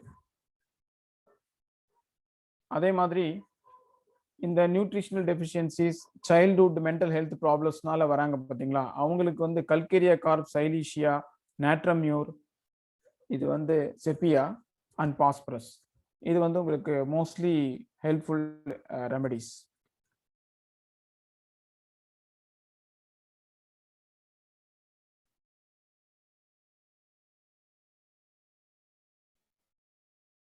We directly come to the case study.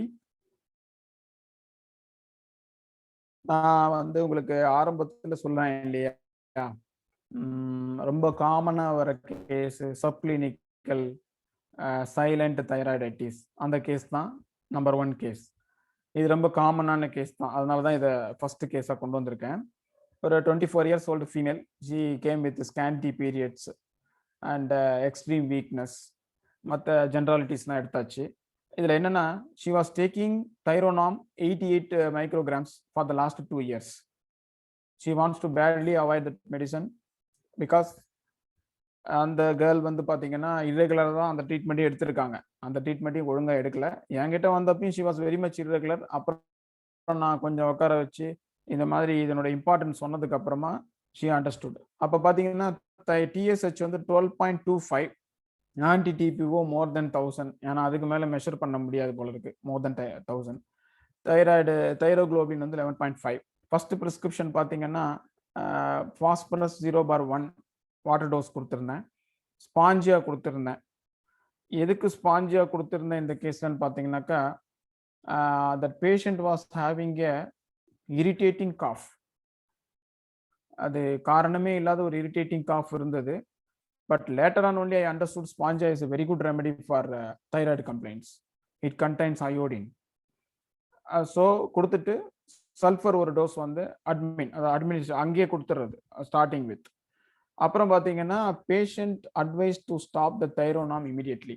நீங்கள் கேட்கலாம், என்ன சார் நீங்கள் தான் சொன்னீங்க உடனடியாக ஸ்டாப் பண்ணக்கூடாது, நீங்கள் ஏன் ஸ்டாப் பண்ண சொன்னீங்க அப்படின்னா, இந்த கேஸில் பார்த்தீங்கன்னா there is no other dangers.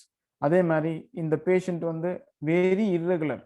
அந்த மாதிரி தைரோனாம் டெய்லி எடுத்துட்டுலாம் இல்லை, நினைச்சப்ப எடுப்பாங்க, அது பார்த்தாலே தெரியுது நமக்கு, டிஎஸ்ஹெச் பார்த்தாலே. அதனால நான் என்ன சொல்லிட்டேன்னா யூ ஸ்டாப் இட். அப்புறமா கேஸ் வந்து நல்ல இம்ப்ரூவ்மெண்ட்டோட ஃபாலோ பண்ணிட்டு இருந்தோம். அப்புறம் நெக்ஸ்ட் ப்ரிஸ்கிரிப்ஷன் பார்த்தீங்கன்னா 4th September பண்ணோம். அதுக்குள்ள பார்த்தீங்கன்னா ஃபாஸ்பரஸ் டிராவல்டு 0/2லேருந்து 0/6 வரைக்கும் அப்படியே ஸ்டெப் பை ஸ்டெப்பாக இன்க்ரீசிங் அசெண்டிங் பொட்டன்ஷியலில் கொடுத்துட்டு இருந்தோம். தென் நெக்ஸ்ட் விசிட்ல பார்த்தீங்கன்னா இதுதான், this point only I wanted to tell you. TSH பாருங்க, இமீடியட் இட் கேம் டு 0.01. ஆனா ஆன்டிபாடிஸ் சேம், ஆல்மோஸ்ட் மோர் தென் 1000. அப்போ என்ன கொஸ்டின் வந்ததுன்னா, இதுதான் குழப்பம். மெடிசினல் அக்ரிவேஷன், அதிகமாக மெடிசின்ஸ் கொடுத்துட்டோமா, இல்லை ஆட்டோ இம்யூன் இன்டரப்ஷன் எதுனா இருக்கா, இல்லை தைரோனாம் வித்ரா பண்ணிட்டதுனால இந்த மாதிரி ஆயிடுச்சா, இந்த மாதிரி ரொம்ப குழப்பமா இருந்தப்போ தான் ஐ ரெஃபர்ட் தி லிட்ரேச்சர். அதை பார்க்கும்போது இந்த ஷிஃப்ட் ஹைப்போ டு ஹைப்பர், இந்த ஷிஃப்ட் நடக்கும் அப்படின்ட்டு. ஸோ வாட் ஐ டிட், அப்போ பார்த்தீங்கன்னா பேஷண்ட் எல்லா சிம்டம்ஸும் அப்படியே ஹைப்பர் தைராய்டிசம் போயிடுச்சு. Increased appetite, weight loss, feeling hot flushes, இது எல்லாமே நடக்க ஆரம்பிச்சிருச்சு. ஸோ பேஷண்ட் வந்து கொஞ்சம் பயந்துட்டாங்க, என்ன இது அப்படி அதிகமாக இருந்தது இப்போ ரொம்ப கம்மியாக போயிடுச்சு அப்படின்னு. ஸோ என்ன பண்ண, கேஸை திருப்பி ரீடேக் பண்ணி அனலைஸ் பண்ணி ரெப்பட்ரைஸ் பண்ணப்போ திருப்பியும் அதே பாஸ்பரஸ் தான் வந்தது, அதில் எந்த சேஞ்சும் இல்லை. ஸோ அதனால கொஞ்ச நாளைக்கு எஸ்எல் கொடுத்துட்டு I prescribed iodum and kali mur based on the symptom similarity தான். அப்புறம் கேஸை ஃபாலோ பண்ணோம். TSH came to 5.90. Then slowly அது பார்த்தீங்கன்னா அந்த 5.90ன்றது வந்து நல்ல லிமிட் கிடையாது. ஸோ தட் அகைன் பாஸ்பரஸ் 0/6 இருந்து விட்ட இடத்துல இருந்தே ஸ்டார்ட் பண்ணலாம். இதுதான் வந்து 0 பொட்டன்சியோட அட்வான்டேஜ். நான் எப்பவுமே சொல்லுவேன் நிறைய வெபினார்ஸ் அண்ட் மீட்டிங்ஸ்லாம் 0 உள்ள அட்வான்டேஜ் என்னன்னா எப்படி வேணாலும் மாற்றி கொடுக்கலாம். we can come descending, மேல இருந்து கீழே, கீழே இருந்து மேலே, நடுவுல இருந்து ஸ்டார்ட் பண்ணலாம். அது எந்த விதமான அக்ரிவேஷனும் உங்களுக்கு கொடுக்காது, ரொம்ப சேஃபர். ஸோ அப்போ 0/6 இருந்து அப்படியே கண்டினியூ பண்ணப்போ நெக்ஸ்ட்ல வந்து 4.66க்கு வந்துருச்சு. நடுவில் திருப்பியும் பார்த்தீங்கன்னா அந்த பேஷண்ட் டிஸ்கண்டினியூ பண்ணிட்டு அவங்க last job and she went to her native place. Then again she reported after 2-3 years. பாருங்க 2018லேருந்து நம்ம 2020 தான் வந்து என்ன திரும்பி பார்க்குறாங்க. அப்போ பார்க்கும்போதும் 7.05 தான் TSH இருக்கு. It has not gone much. So that our medicines on the background act பண்ணி தான் இருக்கு. பட் இருந்தாலும் பார்த்தீங்கன்னா இவ்வளோ லாங் எடுத்ததுனால ஆன்டி டிபிஓ பார்த்தீங்கன்னா 485க்கு வந்திருக்கு. எவ்வளோ நாள் ஆச்சு பார்த்துக்கோங்க, வருஷ கணக்காக இருக்கு. அப்போதான் இது பாதி குறைஞ்சிருக்கு.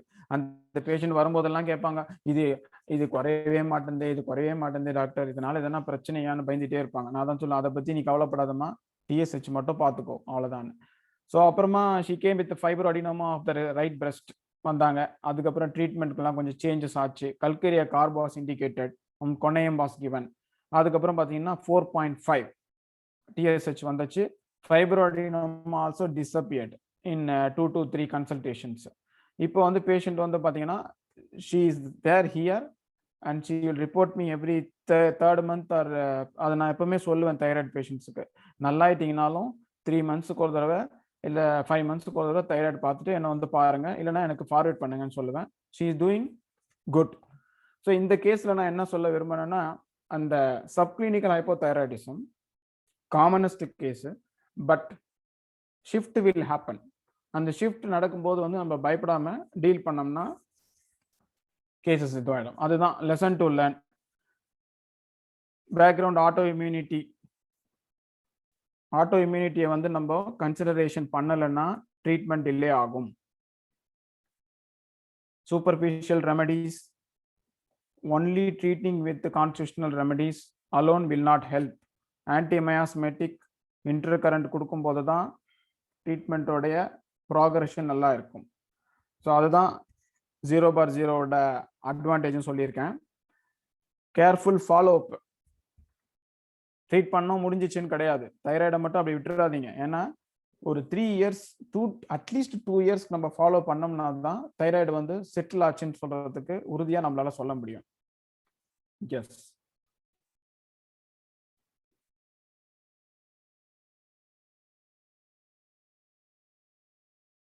இந்த நெக்ஸ்ட் கேஸ் பார்த்தீங்கன்னா ரொம்ப ஷார்ட் கேஸ். இது பியூர்லி பெத்தாலஜிக்கல் கேஸ். இந்த கேஸ் ஏன் நான் ப்ரெசென்ட் பண்றேன்னா,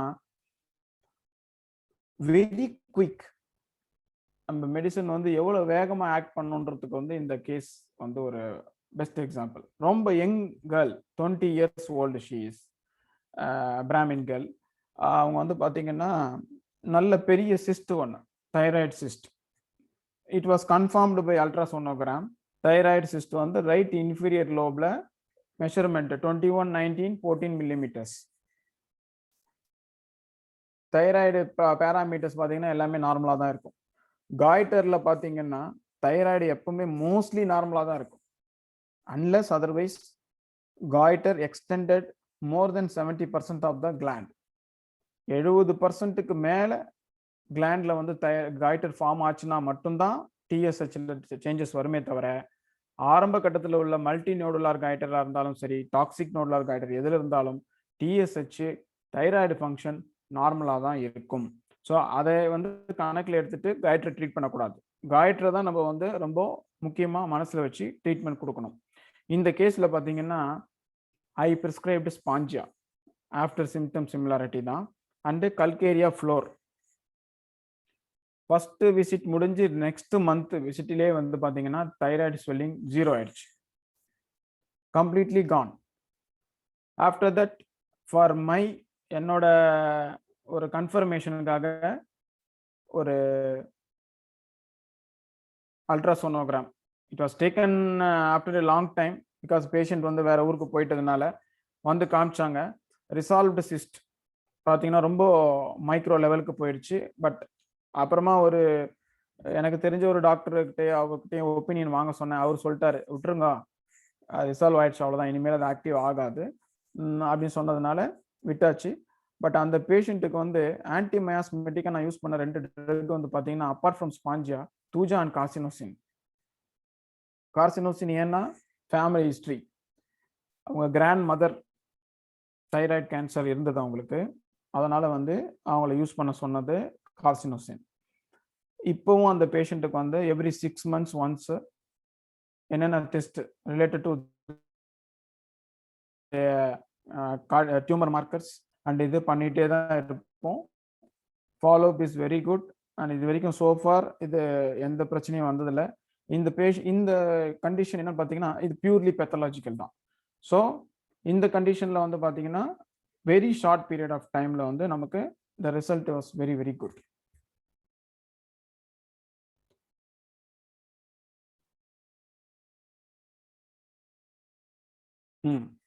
இந்த பேஷண்ட் எதுக்காக எடுத்தேன்னு பார்த்தீங்கன்னா, இர்ரெகுலர் அப்படின்னு சொன்னோம்னா இந்த அம்மா தான்.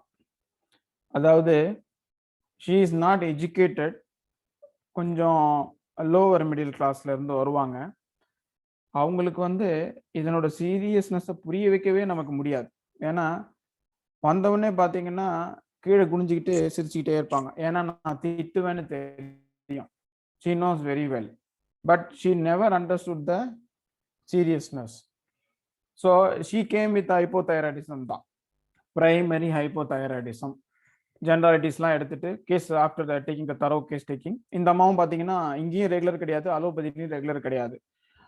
When she came TSH was 123.06. எனக்கே ஒரு நிமிஷம் ரொம்ப பயமாக தான் இருந்தது. சரி, இந்த கேஸை எடுக்கலாமா இல்லை திரும்பியும் மனசை மாற்றி அப்படியே அமுச்சு விட்டுடலாமா அப்படின்னு. பட் அந்த பேஷண்ட் வந்து ஷி வாஸ் வெரி அடமெண்ட்.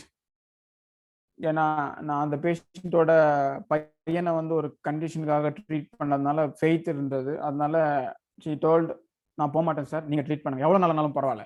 சரி, இந்த வார்த்தையை கேட்ட உடனே கொஞ்சம் ஓகே, ஷி கிவ்ஸ் டைம், பரவாயில்லம்மா, சரி ஓகே எடுத்துக்கலாம்னு சொல்லிட்டு we started with phosphorus 0/1.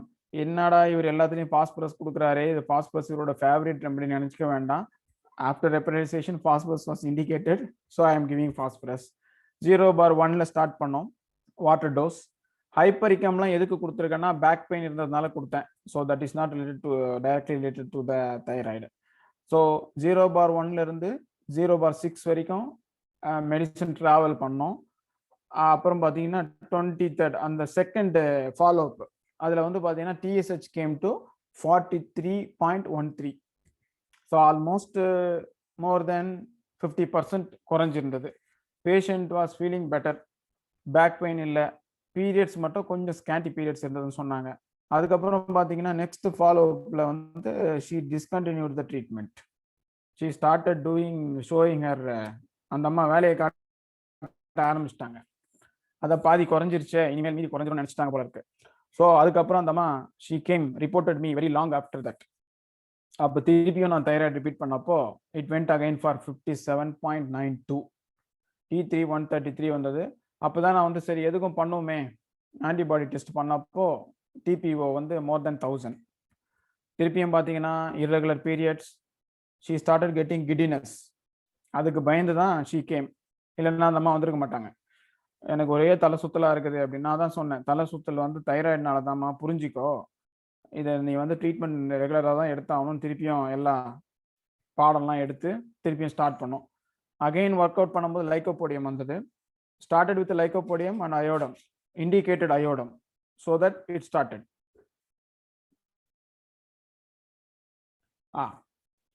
Case வந்து பார்த்தீங்கன்னா லைக்கோபோடியம் 0/1 3 வரைக்கும் ட்ராவல் பண்ணது. அப்புறம் we repeated the test. TSH came to 17.87, TPO came to 831. Then again case reviewed on 4/3/2020. அப்போ பார்த்தீங்கன்னா லைக்கோபோடியம் 6ல இருந்து up to 30 with iodine. TSH came to 3.58. So almost நார்மலுக்கு வந்துருச்சு. இந்த மாதிரி திருப்பியும் காணாமல் போயிட்டாங்க, ஆளை காணோம், டிஸ்கண்டினியூ பண்ணிட்டாங்க. அப்புறம் திருப்பி வந்து ரிப்போர்ட்டட் 10.6க்கு வந்துருந்தது தைராய்டு. ஸோ இதில் என்ன சொல்ல விரும்புகிறேன்னு பார்த்தீங்கன்னாக்கா, before I analyse the anti miasmatic the patient was very irregular. என்னால் வந்து ரெகுலர் ட்ரீட்மெண்ட்டுக்கு she was coming very irregular. அதனால வந்து later on only I started the anti miasmatic. அதுக்கப்புறமா தான் ஆன்டி மயாஸ்மெட்டிக்கை ஸ்டார்ட் பண்ணேன். ஸ்டார்ட் பண்ணதுக்கப்புறம் பார்த்தீங்கன்னாக்கா வெயிட் மேனேஜ்மெண்ட்டு, டயட் ரெஸ்ட்ரிக்ஷன்ஸ் எல்லாம் சொன்னதுக்கு அப்புறமா yes again she started regularly.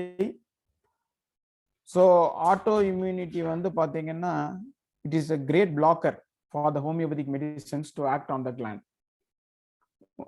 நம்ம மருந்தை வந்து வேலை செய்யவே விடாது, கிளாண்டை போய் ரீச் ஆகாது.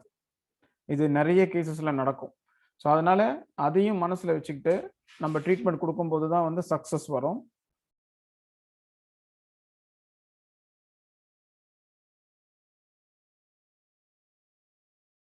பட் அந்த கேஸ்ல பாத்தீங்கன்னா சோஃபார் லாஸ்ட் வீக் தான் ரிவ்யூ பண்ணியிருக்கோம். இப்போ தைராய்டு திருப்பி நார்மலுக்கு வந்தாச்சு 3.5. அதனால இப்போ வரைக்கும் she is maintaining. But problem is how long duration பாருங்க. எந்த வருஷம் ஸ்டார்ட் பண்ணி இந்த பேஷண்ட் வந்து இர்ரெகுலர் தான் நான் ஒத்துக்கிறேன். பட் எல்லா பேஷண்ட்டுக்கும் we cannot take longer time. So அதனால தான் நான் சொல்கிறேன், தைராய்டு ஆரம்பித்து எடுக்கும்போது you come with a very very clear plan. நம்ம என்ன கொடுத்துருக்கோம், அடுத்தது என்ன பண்ண போகிறோம் அப்படின்னு உங்களோட ஒரு பிளான் போட்டு வச்சுக்கோங்க. ஃபியூச்சர் பிளான் மாதிரி போட்டு வச்சுட்டீங்கன்னாக்கா உங்களுக்கு வந்து கேஸில் எந்த விதமான குழப்பமும் இருக்காது.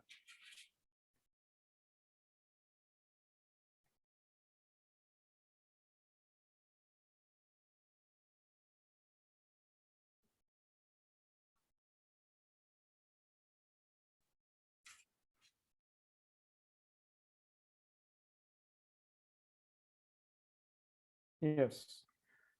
Fourth case. This is the last case. Hyperthyroidism, Graves. இந்த பேஷண்ட் வந்து பார்த்தீங்கன்னா ஒரு முறை தான் நேரில் வந்தார். He lives in Sweden. ஸ்வீடனில் இருக்காரு. He took allopathy medications for longer time. கிட்டத்தட்ட ஒரு 6 இயர்ஸ்க்கு ஒரு மெடிசன்ஸ் எடுத்து பார்த்துருக்காரு அலோபதியில் ஃபார் தி ஹைப்பர்தைராய்டிசம். அதுக்கப்புறம் பார்த்தீங்கன்னாக்கா he underwent so many medicinal side effects. அப்புறம் ஒரு கட்டத்தில் என்ன சொன்னாங்கன்னா ரேடியோ தெரப்பி கொடுப்போம், ஏன்னா ஹைப்பர் ஆக்டிவ் கிளாண்டுக்கு வந்து ரேடியோ அப்ளேஷன் அதை கொடுத்து அண்டர் ஆக்டிவாக பண்ணுறது. அப்படி இல்லைன்னா we will remove the thyroid. ஏன்னா ஹைப்பர் தைராய்டிசமில் அதுதான் எக்ஸ்ட்ரீம் ட்ரீட்மெண்ட். தைராய்டை ரிமூவ் பண்ணிட்டாங்கன்னா அதுக்கப்புறம் life long thyroid remedies, hyper thyroid remedies கொடுத்து ட்ரீட் பண்ணணும். அப்படிதான். ஸோ அந்த மாதிரி ஒரு சுச்சுவேஷனில் தான் இவர் வந்தார். கேஸ் ஹிஸ்ட்ரி இருக்கு, நீங்களே பார்த்துக்கோங்க. Cases history is taken very well. Investigation பண்ணப்போ அது டிபிக்கல் ஹைப்பர் தைராய்டிசம். TSH பார்த்தீங்கன்னா 0.0001, இது ஆல்மோஸ்ட் இல்லைன்னு தான் சொல்லணும். T3 T4 வந்து கொஞ்சம் எலிவேட்டடாக இருந்தது. Anti TPO and thyroglobulin also little raised, இதுதான் இருந்தது. ஸோ தட் இந்த பேஷண்ட்டுக்கு வந்து வெயிட் லாஸ் அவருக்கு ரொம்ப பெரிய கவலை, ஏன்னா குறைஞ்சிக்கிட்டே வருது அவருக்கு வெயிட். ஸோ ஹி வாஸ் நல்ல பில்ட்டாக இருந்தவர், ஒரு 80s இருந்தவர் 54க்கு வந்துட்டார். ஸோ அவருக்கு ரொம்ப பயமாயிடுச்சு, இது என்ன சார் நான் இப்படியே வெயிட் குறைஞ்சிட்டே போயிடும் போல இருக்குன்னு சொல்லி வந்தது. அப்புறமா இந்த case worked out and treatment started.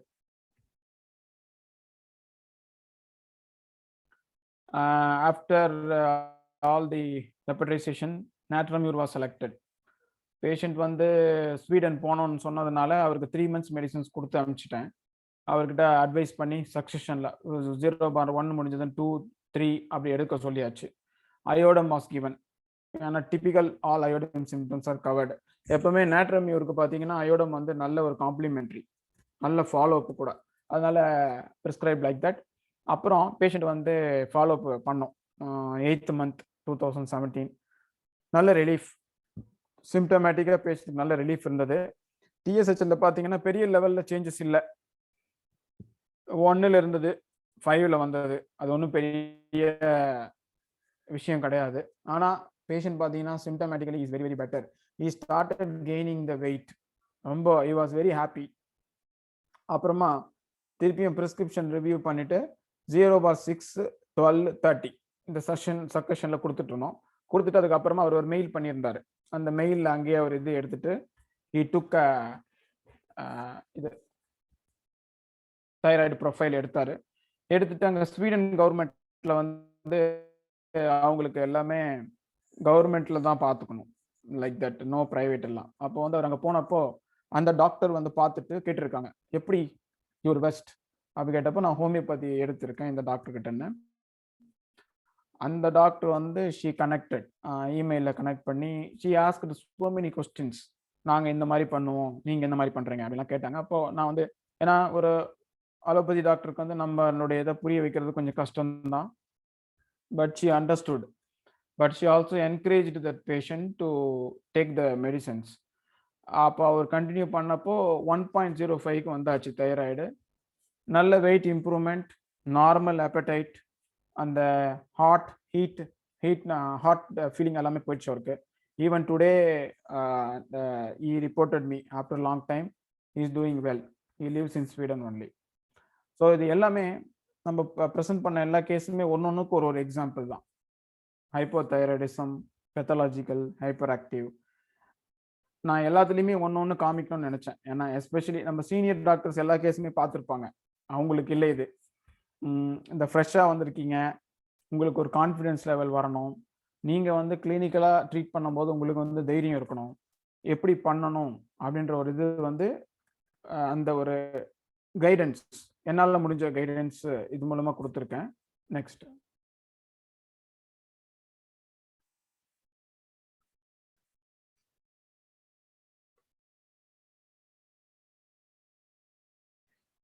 இவ்வளோ கேஸ் ட்ரீட் பண்ணதில் பார்த்தீங்கன்னா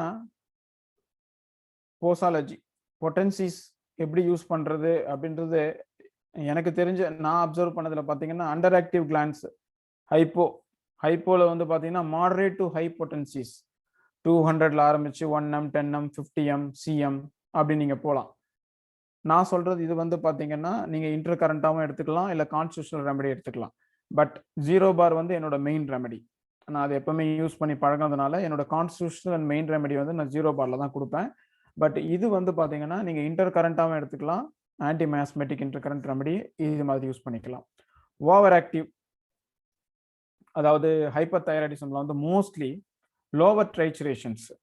இப்போ நீங்கள் தைராய்டினம் யூஸ் பண்ணுறீங்க, இல்லை வேறு ஏதாவது ஒரு ட்ரக்கு லைக்கோபோடியம் யூஸ் பண்ணணும்னு நினைக்கிறீங்க, அந்த மாதிரியான ட்ரக்ஸ் வந்து அயோடம் இதெல்லாமே லோவர் ட்ரைச்சுரேஷனில் வந்து நல்லா ஆக்ட் பண்ணும். உங்களுக்கு வந்து இம்மீடியட் ரிசல்ட் கொடுக்கும். 1x, 2x, 3x, 3C, 12C வரைக்கும் நீங்கள் யூஸ் பண்ணி பார்க்கலாம். It will give you good result. Pathological, no question, lower triturations, calcarea iodide, baryta iodide இந்த மாதிரி ட்ரக்ஸ் எல்லாம் வந்து லோவர் ட்ரைச்சுரேஷனில் வந்து along with the anti miasmatic it will act very well. So இது எல்லாமே இருந்தாலும் பேஷண்ட்டோட வைட்டாலிட்டி அண்ட் சசப்டபிலிட்டியை மனசில் வச்சுக்கோங்க. You are the best judge. நீங்கள் தான் வந்து பேஷண்ட்டை ட்ரீட் பண்ண போறீங்க, அதனால you are the best judge. நான் ஒரு சின்ன ரெமெடி ப்ரொஃபைல் கொடுத்துருக்கேன், இதை நீங்கள் பார்த்துக்கோங்க. But don't fix it in your mind. There are some patterns, so you can see this.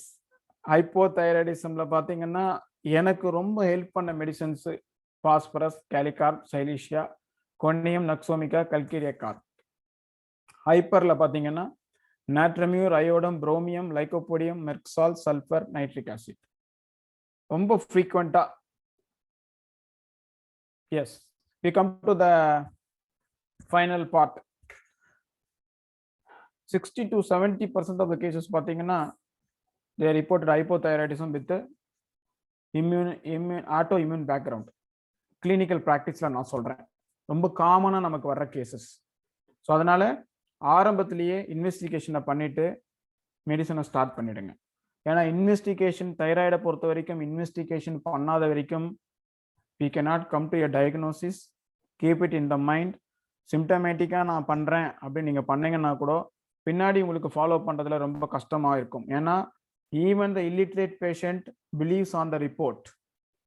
நாளைக்கு நான் நல்லாயிட்டேன்னு சொல்ல மாட்டான், ரிப்போர்ட்டில் வந்துச்சான்னு தான் உங்களை கேட்பான். அதனால start with the proper investigations. நமக்கு ரெக்கார்டுக்கும் அது ரொம்ப முக்கியம். இந்த 15 to 20% வந்து பார்த்தீங்கன்னா இந்த அக்யூட் அண்ட் சப்அக்யூட் தைராய்டைட்டிஸ் வரும். அக்யூட் தைராய்டைட்டிஸ் ரொம்ப ரேர் தான், பட் இருந்தாலும் அதுக்கு வந்து பெருசாக ட்ரீட்மெண்ட் லாங் டேர்முக்கெல்லாம் தேவைப்படாது. பட் சப்அக்யூட் அண்ட் கிரானிக் தைராய்டைட்டிஸ்க்கு ட்ரீட்மெண்ட் தேவைப்படும். அது கொடுத்துட்டு நீங்கள் மெயின்டைன் பண்ணீங்கன்னா patient will become completely normal. Hyperthyroidism வந்து ரொம்ப கம்மியாக தான் நமக்கு ரிப்போர்ட் ஆகுது. 2-3 பேஷண்ட் பார்த்தீங்கன்னா எக்ஸாப்தால்மாஸோடவே வந்தாங்க. Hyper thyroidism. I have the photos. I will share it in the another. எனக்கு இந்த டைம்ல எடுக்க முடியல. அந்த எக்ஸாப்தால்மாஸே வந்து பார்த்தீங்கன்னா ப்ரொட்ரூஷன் ஆஃப் த ஐபால்ஸ் அதுவே வந்து பார்த்தீங்கன்னா 2 to 3 monthsல கொஞ்சம் கொஞ்சமாக ரிக்ரெஸ் ஆகி patient came to normal. So ஹோமியோபதிக்கு எல்லாருமே வர்றது permanent restoration and permanent cure தான், நிரந்தர தீர்வு. பட் அந்த நிரந்தர தீர்வு வந்து நம்மளால எல்லா டைம்லையும் கொடுக்க முடியுமா அப்படின்னா that depends upon the cases. அதனால பேஷண்ட் கிட்ட ரொம்ப ஓப்பனா பேசுங்க. make them understand, educate them. Case taking with the complete understanding of the case and prospective plan உங்களுக்கு வந்து இருந்ததுன்னா any kind of thyroid cases will give you success.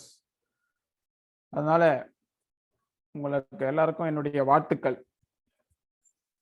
Thyroid மட்டும் கிடையாது, எந்த எண்டோக்ரைன் ப்ராப்ளம் வந்தாலுமே நீங்கள் மனசில் வச்சுக்க வேண்டிய விஷயம் வந்து பார்த்தீங்கன்னா இன்வெஸ்டிகேஷன்ஸை பண்ணிவிட்டு அதனோட இதை தெரிஞ்சு clear cut background of the condition தெரிஞ்சுட்டு you can go for the treatment. ஏன்னா இது மாதிரி பண்ணும்போது நாளைக்கு கேசஸ் வந்து when they turn over to allopathy also they cannot deny it. ஏன்னா we are showing the proof of investigation, our medicines are acting, the patient is doing well. So இது வந்து ஒரு பெரிய அட்வான்டேஜ். ஸோ எல்லோருக்கும் என்னுடைய நன்றி, வாழ்த்துக்கள். அதே மாதிரி இந்த கரோனா டைமில் எல்லாரும் பாதுகாப்பாக இருங்க, நீங்களும் உங்கள் குடும்பமும். இந்த ஒரு ஷார்ட் டைமில் என்னால் முடிஞ்ச அளவுக்கு நான் கொடுத்துருக்கேன் நம்புகிறேன். Sir thank you so much sir. Presentation ரொம்ப வண்டர்ஃபுல்லாக இருந்தது sir. Thank you so much sir. So chat பாக்ஸ்ல சில குவரிஸ் இருக்கு, சில क्वेश्चंस எடுத்துக்கலாமா sir? Please please. Yes sir. Sir first question doctor Adharshini அவங்க கிட்ட இருந்திருக்கு. Can we give carcinosin as intercurrent in goiter if patient has family history of CA breast, mother and lung cancer grandfather? தாராளமாக கொடுக்கலாம். அதுதான் நான் ஆரம்பத்திலேயே சொன்னேன், தைராய்டு கேன்சர் மட்டும் கிடையாது, எனி கேன்சர். ஃபேமிலியில் கேன்சர் இருந்ததுன்னா நீங்கள் கார்சினோசினை வந்து தயங்காமல் யூஸ் பண்ணலாம். That is a very good remedy. Okay sir. Second question doctor Mitra அவங்க கிட்ட இருந்திருக்கு. Post COVID autoimmune thyroiditis, how to handle this case? Also COVID vaccination side effects like cervical lymphadenopathy, thyroid gland swelling, how to approach this sir? So the post COVID வந்து இவங்க சொல்ற மாதிரி நிறைய ப்ராப்ளங்கள் வருது. Post Covid depression, post Covid gastritis, post Covid thyroid problems எல்லாமே வருது. இதில் ரொம்ப முக்கியமாக நம்ம பார்க்க வேண்டியது என்னென்னா வைரல். இந்த வைரல் டாக்ஸின்ஸ் வந்து கிரியேட் பண்ணிட்டு போன டேமேஜ் தான் வந்து நம்மளால ரெக்கவரி பண்ணணும். ஸோ அதனால் இதுலேயும் symptom similarity is very important, நான் அதை மறுக்க மாட்டேன். But more than that we need to go organ specific remedies. Say for example அவங்க லிம்ஃபடினோபதின்னு சொல்கிறாங்கனாக்கா அதுக்கான ஸ்பெசிஃபிக் மெடிசன்ஸை வந்து நம்ம ப்ரிஸ்கிரைப் பண்ணும்போது பேஷண்ட்டோட ரெஸ்டோரேஷன் வந்து ரொம்ப வேகமாக இருக்கும். இம்யூனிட்டி லெவலில் பூஸ்ட் பண்ணுற நம்ம மெடிசன்ஸ் அவங்களுக்கு வந்து ரொம்ப முக்கியமாக தேவைப்படும். ஏன்னா போஸ்ட் கோவிட்ல பார்த்தீங்கன்னா எல்லாருக்குமே இம்யூனிட்டி லெவல் ரொம்ப ரொம்ப கீழே போயிடுறாங்க. அதில் வர ப்ராப்ளம் தான் இது எல்லாமே. ஸோ அதனால் இம்யூனிட்டி பூஸ்டர்ஸ் மாதிரி நீங்கள் கொடுத்து இந்த ட்ரீட்மெண்ட் பண்ணீங்கன்னாக்கா போஸ்ட் கோவிட்ல எல்லாத்தையுமே வந்து you can bring it back. Okay sir. Doctors உங்களுக்கு ஏதாச்சும் queries இருந்தா ப்ளீஸ் சாட் பாக்ஸ்ல மென்ஷன் பண்ணுங்க.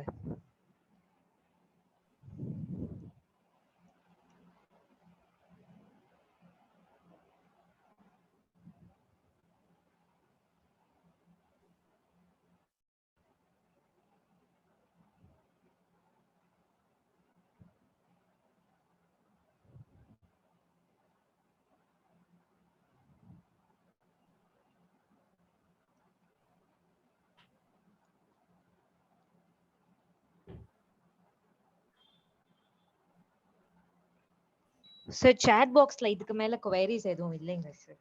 Okay okay, very happy. Yes sir. Sir எங்க கேள்விகளுக்கெல்லாம் ரொம்ப பொறுமையா பதில் சொன்னதுக்கு ரொம்ப ரொம்ப நன்றி சார். உங்களோட எக்ஸ்பீரியன்ஸ் எங்க கிட்ட ஷேர் பண்ணி எங்களை அருமையா வழி நடத்தினதுக்கு IHMA சென்னை சாப்டர் சார்பா நன்றி தெரிவிச்சுக்கிறோம் சார். உங்களோட பிஸி ஷெட்யூல்ல எங்களுக்காக உங்க டைம் ஒதுக்கி எஃபர்ட்ஸ் போட்டதுக்காக ரொம்ப ரொம்ப thanks sir. Thank you so much sir. Thank you very much. இன்னைக்கு தமிழ் செஷன்ல கலந்துகிட்ட அனைவருக்கும் நன்றி தெரிவிச்சுக்கிறோம். மீண்டும் நாம எல்லாரும் அடுத்த ஞாயிற்றுக்கிழமை, அதாவது June 13th lockdown learning webinar சீரிஸோட 6th செஷன்ல நம்ம மீட் பண்ணலாம். அன்னைக்கு டாபிக் வந்து பாத்தீங்கன்னா menopause transition, homeopathic management a basic protocol. Speaker நம்ம doctor Kushali ma'am. So thank you so much. நன்றி.